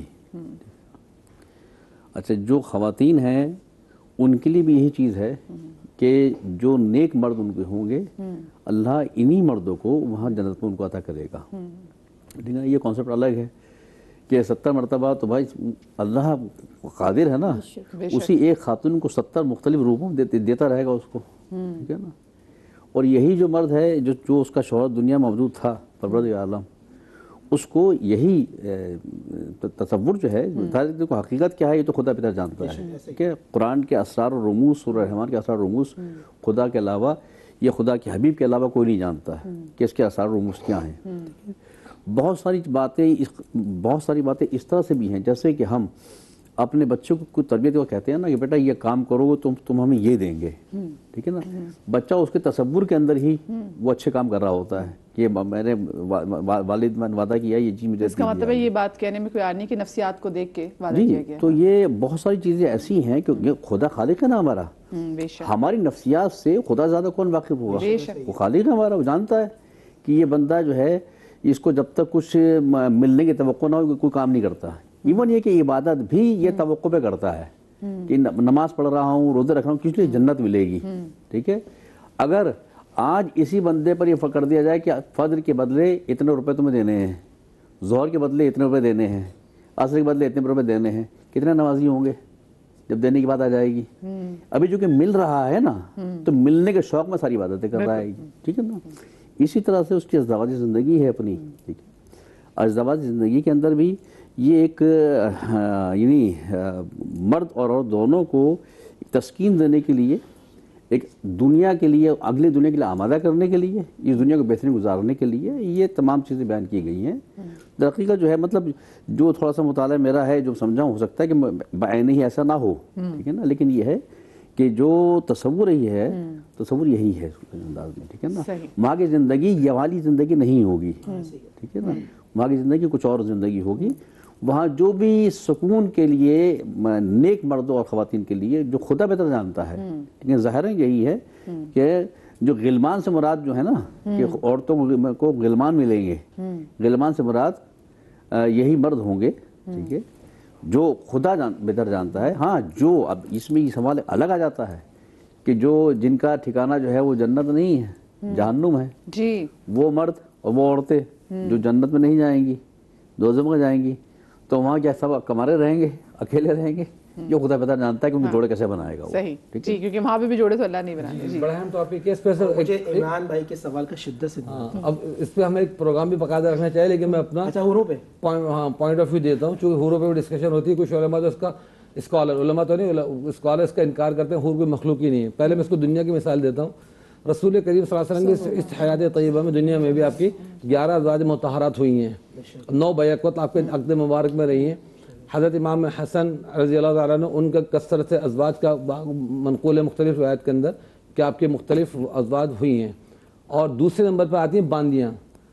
یہاں ماضی میں صحابہ کرام کے دور میں، رسول اللہ صلی اللہ علیہ وسلم کے دور میں 9 ازواج مطہرات ہوئی. اس کے علاوہ باندیوں کا بھی کثرت سے، اس کی کوئی لمٹ ہی نہیں ہے، 100 200 1000 2000 کتنی بھی ہوں، وہ باندیوں کی کوئی لمٹ نہیں، حلال ہوتی ہے اپنے مالک کے لیے. بادشاہوں کے ایسے گزرا ہے کہ پہلے جو بادشاہ مسلمان، ان بادشاہوں کے درباروں میں ہزاروں باندیاں ہوا کرتی تھیں. تو دنیا میں ہی اسلام سے اس سے پہلے کی جو دور اسلام کے بعد کی بات کر رہا ہوں، یہ اسلام کے بعد بھی ایسا ہوا. حلال باندی کا رشتہ حلال قرآن میں موجود ہے. وہ تو بعد میں انٹرنیشنل لا بن گیا کہ جس کی وجہ سے کچھ روکا گیا، اور شرعاً وہ باندی کا پورا حق ہوتا ہے. وہ پوری بیوی کی طرح رائٹ رکھتی ہے، بس اس کے رائٹ پہ تھوڑا ڈفرینس ہوتا ہے. بیوی جو تھی ملکہ ہوتی ہے اور باندیاں جو تھی باندیاں ہوتی ہیں. تو یہ اسٹیٹس پورا موجود ہے. رسول کا یہ بڑا پورا سوچ سمجھ کے جواب دینا پڑے گا. جتنے بندے دیکھ رہے ہوں گے ہم نے تو ڈاکٹر صاحب کو سنا تھا، بالکل کنفرم بات ہے. تو حضرت علی کرم اللہ وجہہ نے حضرت بیوی فاطمہ سلام اللہ علیہ کے بعد شادی فرمائی اور شادیاں فرمائی، نکاح فرمایا. حضرت امام حسنین کریمین کے تعدد ازواج. اچھا پہلے میں کمپلیٹ کر لوں بات. ہاں کیونکہ اس زمانے میں باندی ہے نہیں، یہ جو حضرت صاحب فرما رہے ہیں نا، ڈاکٹر صاحب آپ سے فرما رہے ہیں، اس زمانے میں باندی والا معاملہ ہے نہیں. یہ ذہن میں رکھے دیکھنے والا. ہاں تو یہ کہہ رہا ہوں کہ جب دنیا میں ایک مرد کے لیے اتنے آپشن ہیں تو آخرت میں بھی بعینی حضرت جعفر طیار رضی اللہ تعالیٰ عنہ کی جب شہادت ہوئی، رسول پاک صلی اللہ علیہ وسلم جب ان کے جسد پاک کے قریب تشریف لے گئے تو آپ نے چہرہ انور کو تھوڑا سا مسکرا کے پھیر لیا. صحابہ نے پوچھا رسول اللہ آپ نے اس طرح چہرہ انور کیوں ہٹا لیا؟ تو آپ نے فرمایا کہ اس وقت ان کے استقبال کے لیے جنت سے حوریں آئی ہوئی ہیں. پھر اس کی باقاعدہ کیفیت بیان کی گئی، لقمہ کھائیں گی تو ان کے حلق سے اترتا ہوا نظر آئے گا، ان کی پنڈلی کا گودا نظر آئے گا، وہ اپنے ایک پلو دنیا میں لٹکا دیں تو پوری دنیا خوشبو سے مہک جائے گی. یہ ساری کیفیات صحیح حدیث کے اندر بہت تفصیل سے موجود ہیں. اور 70 حوروں کو تو یہ بالکل سب سے کم درجے کا جو جنتی کو اس کے لیے، باقی تو سینکڑوں ہزاروں کی تعداد میں حوروں کا وعدہ ہے، یہ ہوں گی مردوں کے لیے. رہی عورت کی بات کہ عورت کو کیا ملے گا، عورت کی کچھ کیفیتیں انہوں نے بیان کر دی کہ اگر وہ سنگل ہے، جیسے فرعون کی بیوی وہ مسلمان تھی اور فرعون کافر تھا تو ان کا حضور اقدس صلی اللہ علیہ وسلم سے ان کا نکاح ہوگا. حضور پاک صلی اللہ علیہ وسلم کے سارے ازواج مطہرات بشمول حضرت سیدہ خدیجہ الکبریٰ سلام اللہ علیہ، باقی ازواج مطہرات بھی وہاں پہ ہوں گی، خدمت کے لیے ہوں گی. تو یہ کانسیپٹ کہ جی مرد کو وہاں بھی کوئی صرف بیوی ملے گی، یہ کانسیپٹ قرآن حدیث کا نہیں. وہاں حوریں ملیں گی، حوریں باقاعدہ فزیکل ایگزسٹنس. وہ تو ہم تو خواتین کے بارے سے بات کر رہے ہیں. خواتین کو تو ملے گا شوہر، لیکن شوہر اور بیوی کی بات یہ کہ بیوی ان کی سردار ہوگی. جس طرح دنیا میں ہوتا ہے نا بیوی ایک ملکہ ہے. اب حضرت خدیجہ الکبریٰ ملکۃ العرب، ان کا مقام باندی تو نہیں پا سکتی نا حضور پاک صلی اللہ علیہ وسلم گھر کے اندر. حضرت بریرہ رضی اللہ تعالیٰ عنہ حضور کی باندی ہیں. حضرت اسی طرح زید بن حارثہ غلام ہیں حضور پاک صلی اللہ علیہ وسلم کے. تو اسٹیٹس کے لحاظ سے آپ نے سب کو محبت دی، اپنائی دی. حضرت سلمان فارسی رضی اللہ تعالیٰ عنہ کو اپنے اہل بیت قرار دیا. یہ ساری عزت افزائی فرما رہے ہیں. تو اسی طرح وہاں عزت افزائی ہوں گی بیوی کی نظر میں. جیسے حضرت خدیجہ الکبریٰ کے بعد حضرت میمونہ، حضرت عائشہ رضی اللہ تعالیٰ، حضرت حفصہ رضی اللہ تعالیٰ سب موجود، ایک ہی دفعہ بیک وقت موجود ہیں. لیکن کسی کو کسی سے جیلسی نہیں ہے. تو وہاں یہ ہوگا جیلسی ایلیمنٹ نکال دیا جائے گا. ہم جو سوچتے ہیں نا کہ بیوی یہاں جس طرح سوچتے ہیں ایک ہی بیوی ہوں اور ایک ہی شوہر, تو 2 بیویاں 4 بیویوں کو تو کامن یہاں اجازت دی ہے, بلکہ فقہ جعفری میں تو میرے خیال سے 8 کی اجازت ہے. کچھ علماء کا 4 ہے, ورنہ کچھ ایسا طبقہ ہے جو کہتا ہے مثنا ثلاثہ 2 2 4 4 6 کر کے 8 تک اجازت دیتے ہیں. تو جب اسلام میں 4 کی اجازت ہے تو وہاں حوریں 70 ہوں یا 700 ہوں, اس میں بیوی کے دل میں جیلسی نہیں آئے گی. شوہر اگر یہاں پہ ابھی ہماری وہ معلمہ جو فرما رہی تھی کہ وہی بیویاں ناراض ہوتی کہ ہمیں یہاں بھی وہ سڑا ہوا شوہر مل گیا, وہاں پہ خڑوس مل جائے گا, اس کو پورا اپڈیٹ کر کے, یعنی اللہ پاک کے لحاظ سے وہاں پہ نا کہ اگر کسی کے دل میں کوئی غل ہے, کوئی شکوے ہیں, کوئی کھوٹ ہے, وہ سب صاف کر دیا جائے گا. تو اسی طرح شوہروں کو بھی اگر وہ واقعتاً یہاں کوئی ناراضگیاں تھیں کچھ تھیں, ان کے دل صاف کر دیے جائیں گے. جیسے آتا ہے بیوہ ہے, اگر اس نے بعد میں شادی کر لی کسی اور سے, اب اس کو آپشن دیا جائے گا کہ وہ بیوہ اپنے فرسٹ ہسبینڈ کے ساتھ رہنا چاہتی ہے, سیکنڈ کے ساتھ رہنا چاہتی ہے. اگر فرسٹ کو پریفر کری تو فرسٹ کے ساتھ, اور دونوں ہی اگر جنت میں نہ چاہیں تو نہیں, ہاں جنت میں نہیں جائے گا پھر تو اس کو اللہ پاک, لیکن اگر اہل ایمان ہیں تو ٹھیک ہے, وہ ان سے نکاح ہوگا, ان کا وہاں پہ مل جائیں گے. ادروائز پھر یہ ہوگا کہ ان کو جنت میں سے کسی ایسے مرد کے ساتھ کہ جہاں سنگل تو اس کے ساتھ اس کا نکاح کر دیا جائے گا. یہ پورا قرآن و حدیث میں تفصیل سے موجود ہے, صرف فرضی واقعات ہیں.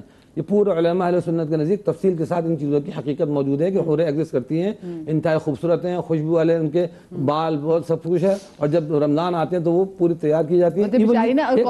کالر کی بھی ویسے یہی سوال تھا کہ حوروں کی بات تو کی جاتی ہے خواتین میں, تو ابھی بھی آپ حوروں کو انڈورس کر رہے ہیں.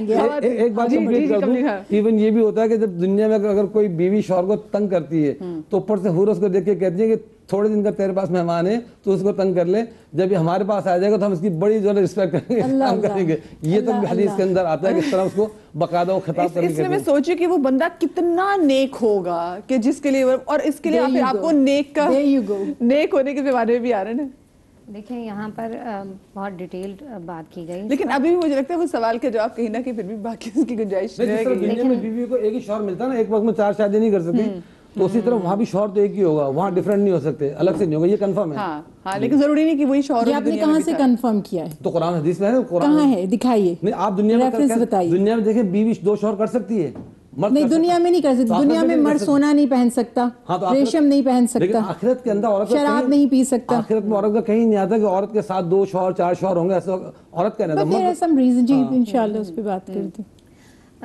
دنیا میں چونکہ عورت کو فطری طور پر ایسا بنایا گیا ہے کہ وہ مردوں کی طرف نگاہ نہیں کرتی ہے, اور یہ خاص طور پر مسلمانوں کے لیے یہ سمجھ لیجئے کہ ایک طرح سے جو میری نگاہ کہتی ہے, میرا جو زاویہ کہتا ہے وہ یہی کہتا ہے کہ عورت کو اتنی عزت دینے کے لیے کہ اگر تم اپنی نگاہوں سے سامنے والی عورت کو بچاؤ گے تو تم سے وعدہ کیا گیا ہے پھر اس عورت کا, اس حور کا, ٹھیک ہے.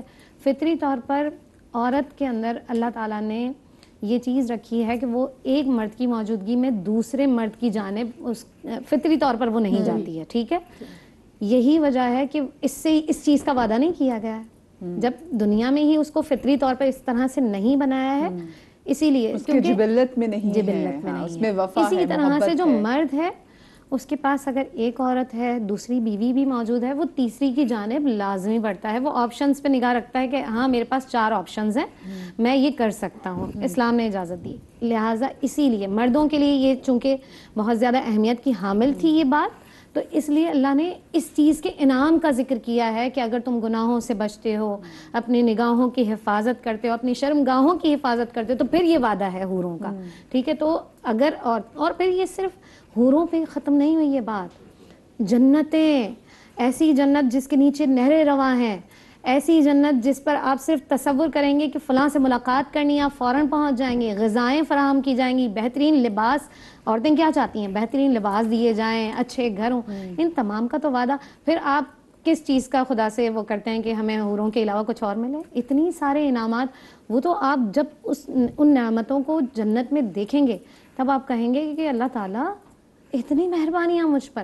تو خواتین کے لیے یہ نہ سوچیں کہ اللہ تعالیٰ نے مردوں کے لیے حوریں رکھی ہیں اور عورتوں کے لیے کچھ نہیں, ایسا نہیں ہے. اللہ تعالیٰ چاہے وہ مرد ہوں چاہے وہ عورت ہوں, اللہ تعالیٰ بندوں سے اتنی ہی محبت کرتے ہیں جیسے 70 ماؤں سے بھی زیادہ نا. تو میرے خیال میں یہ مجھے نہیں لگتا کہ ایسا اہم ٹاپک ہے کہ مردوں کو حوریں مل جائیں گی تو ہمیں کیا ملے گا. لیکن یہ بھی سوال تو سب کا ہے, سوال تو اہم ہے, سوال تو مانی اصل میں دیکھیے یہ بات ہمیشہ سے کی جاتی ہے اور اس کی توضیحات دی جاتی ہیں ہمیشہ سے خواتین کو، اس میں ایک بات تو ان کی ہماری بہن کی بالکل ٹھیک ہے کہ خواتین کا عمومی مزاج نہیں، ان کا کپ آف ٹی نہیں ہے یہ.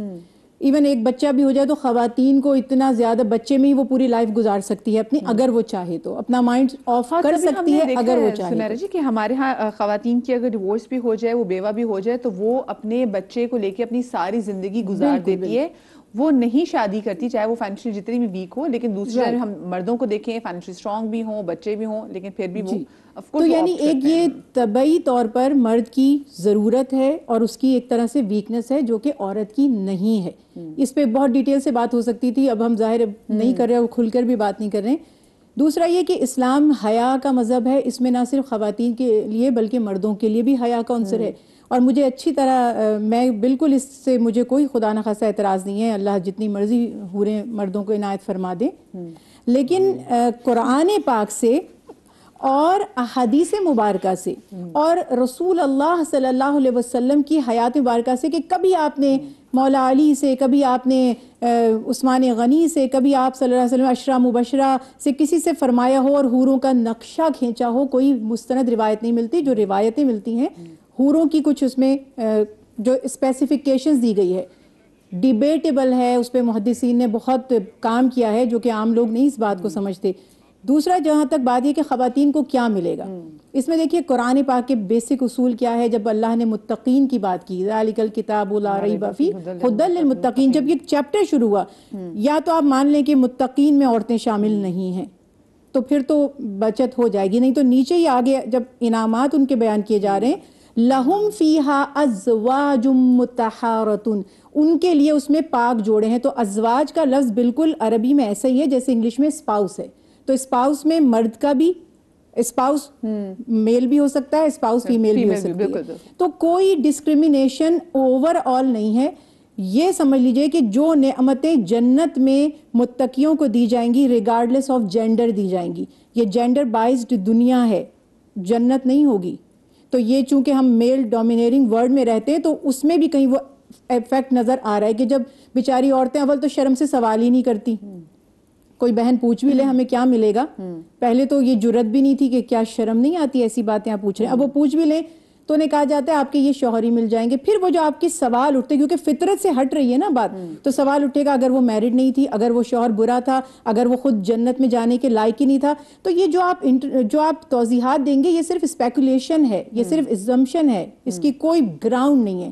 تو یہ یاد رکھیے کہ جو نعمت اللہ مرد کو جنت میں عطا کریں گے وہ عورت کو بھی عطا فرمائیں گے. کس طرح یہ ہم نہیں جانتے. حور کیسی ہوگی، وہ ایک لڑکی کا فگر ہے، وہ ہم نے سمجھا ہے. وی نیور نو.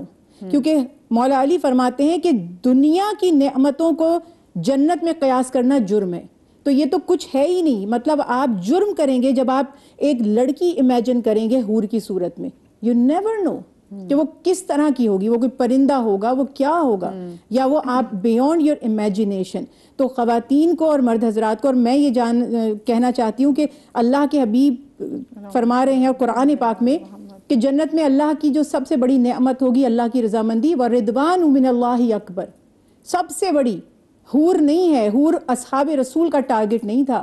وہ اس لیے نیکیاں نہیں کرتے تھے کہ ہمیں حوریں ملیں گی، وہ اللہ کی رضا کے لیے کرتے تھے، اس کی خوشنودی کے لیے کرتے تھے، رسول اللہ صلی اللہ علیہ وسلم کا ساتھ پانے کے لیے کرتے تھے. تو کہیں کوئی مستند روایت آپ کو ایسی نہیں ملتی جہاں صحابہ کرام نے رسول اللہ صلی اللہ علیہ وسلم سے سوال کیا ہو کہ حوریں ملیں گی، کتنی ملیں گی اور وہ کیسی ہوں گی. بس یہی میرا موقف ہے. تو خواتین بے فکر ہیں، جو نعمتیں مردوں کو اہل ایمان کو ملیں گی، خواتین جو چاہیں گی وہاں وہ انہیں ملے گا. بس صحیح. ٹھیک ہے، اب کوئکلی کیونکہ ہم شو کے اختتام. جی جی ایک چیز ذرا سمجھا کرتے چلو پھر کیوں سے ریلیٹڈ ہے. جی جی جیسے ڈاکٹر صاحب نے کہا نا، یاد رکھیے کہ ہمیشہ انبیاء اور ائمہ ان کی جو ازواج کی تعداد ہے نا، وہ ہم اپنے دنیاوی معاشرے پر محمول نہیں کر سکتے. ٹھیک ہے، رسول خدا کی جتنی بھی ازواج ہیں، اسلام 4 کہیں نا، مگر رسول کی 4 نہیں تھیں.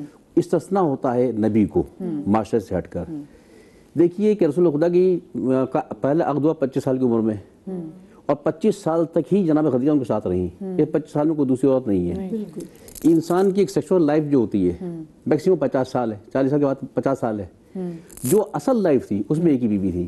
اس کا مطلب ہے کہ اس کے بعد میں جو بیویاں کی ہیں تو وہ فقط دنیاوی حوث یا دنیاوی طلب کی خاطر نہیں کی، مصلحتاً کی، کچھ بیوہ خواتین سے کی، مصلحتاً کی، کئی جناب صفیہ سے کی جو خیبر سے آئی تھی، ٹھیک ہے نا. تو نبی کی شادی جتنی بھی ہیں وہ مصلحتاً ہیں، ٹھیک ہے نا. اسی طریقے سے امام حسن مصطفیٰ کی جیسے ازواج کا حوالہ دیا.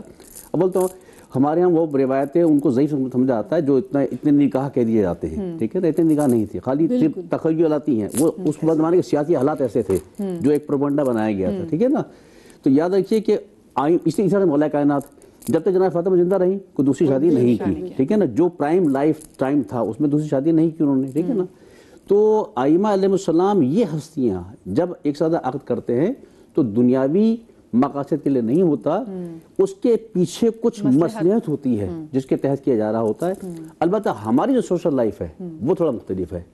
ہمارے ہاں 100 میں سے اگر یعنی پرسنٹیج نکالیں گے تو زیادہ تر خواہش کے تحت کرتے ہیں.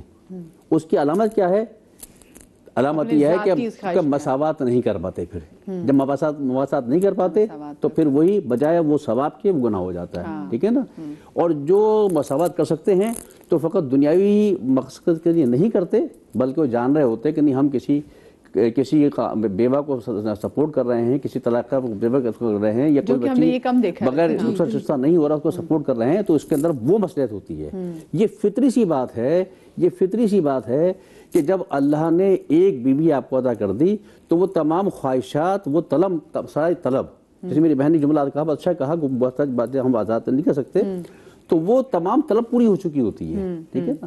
بقیہ جو ہوتی ہیں اس کے اندر بہت سارے مصلحتیں ہوتی ہیں. اگر وہ مصلحت کے ذریعے کیا جا رہا ہے تو وہ ثواب در ثواب ہو جائے گا، ٹھیک ہے. فقط وہ خواہشات نفسانی کے تحت کیا جا رہا ہے اور حقوق پورے نہیں کیے جا رہے تو پھر وہ خود نیک عمل ہوتے ہوئے بھی وہ اس کو نیک شمار نہیں ظاہراً کہا کیا جائے گا لیکن نتیجہ اس کا نیک نہیں نکلے گا. صحیح. اچھا کیونکہ عمران میرے پاس نور بھائی وقت کافی کم رہ گیا ہے اور اب لیٹس گو ٹو دا تیاری کہ ہم نے اس کو کیسے تیاری کرنی ہے، ہمیں کیا چیز روز ریسائٹ کرنی چاہیے تاکہ جس دن قیامت آئے، کیونکہ پتہ تو نہیں چلے گا، تو ہم خالی ہاتھ نہ کھڑے، ہم کہیں ہمارے پاس یہ چیزیں موجود ہیں. لیکن میں یہ سمجھتا ہوں اپنے بچوں کو شروع سے ہی، میں نے جس طرح پہلے بات کی تھی ابتدا کے اندر، تربیت اور ہوتا ہے، پالنا اور ہوتا ہے.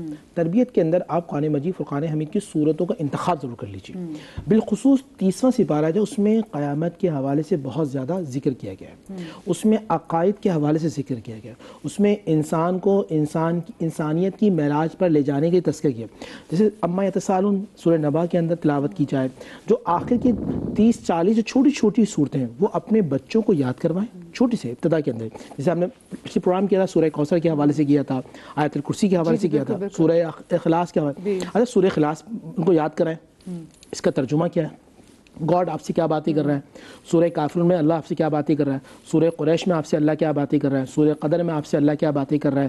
پھر اما یتساءلون عن النبأ العظیم، هل اتاک حدیث الغاشیہ، اس میں قیامت کا اللہ سبحانہ و تعالیٰ نے پورا منظر بیان کیا ہے کہ جب وہ لوگ کہ جو اب زندگی اللہ کی خاطر گزارتے. دیکھیے زندگی اگر اللہ کی خاطر گزاری جائے تو دکان میں بیٹھنا بھی ثواب ہے، کام پہ جانا بھی ثواب ہے، گاڑی چلاتے ہوئے دوسروں کو بچا رہے ہیں یہ بھی ثواب ہے، آپ کا دیکھنا بھی ثواب ہے، یہاں اس لیے بیٹھے ہیں کہ ہم لوگوں کو جہنم سے بچا لیں یہ ثواب ہے، آپ کسی مومن کے دل میں بات ڈالیں خوشی کی یہ بھی ثواب ہے. تو دنیا میں رہتے ہوئے آپ جنت کی تیاری کر رہے ہیں، تو ہر کام اب اللہ کی رضا کے لیے کریں گے تو یہ جنت میں داخلے. یہ اب آپ بچوں کو بٹھا دیں، یہ بچے کے دماغ میں بات بٹھا دیں، بیٹے تمہیں جو بھی کام کرنا ہے اللہ اس کے رسول کی رضا کے لیے. اور سب سے زیادہ دیکھیں اللہ پاک بہت ساری جگہوں پہ کہتا ہے کہ دیکھو کہ میں حقوق اللہ تمہیں معاف کر دوں گا، میں حقوق العباد کبھی بھی معاف نہیں کروں گا، میں اپنے بندوں کے حقوق کبھی بھی تمہیں معاف نہیں کروں گا. تو کوشش کریں کہ روزے محشر جب آئے تو ہم کوئی ہمارا گربان نہ پکڑے کہ اللہ پاک اس نے میرا مال کھا لیا، اس نے میرا یہ حق مار لیا، اس نے مجھے ایذا پہنچائی، اس نے مجھے ایسی بات کہی. ایسی کوئی بات نہ کریں کہ اللہ کی مخلوق کو آپ سے کوئی تکلیف پہنچے. اپنا بہت سارا خیال رکھیے گا، شاد رہیے، آباد رہیے. اللہ پاک آپ کو اولاد کے غم سے محفوظ رکھے. انشاءاللہ زندگی رہی تو اگلے ہفتے ملاقات ہوگی. اللہ حافظ.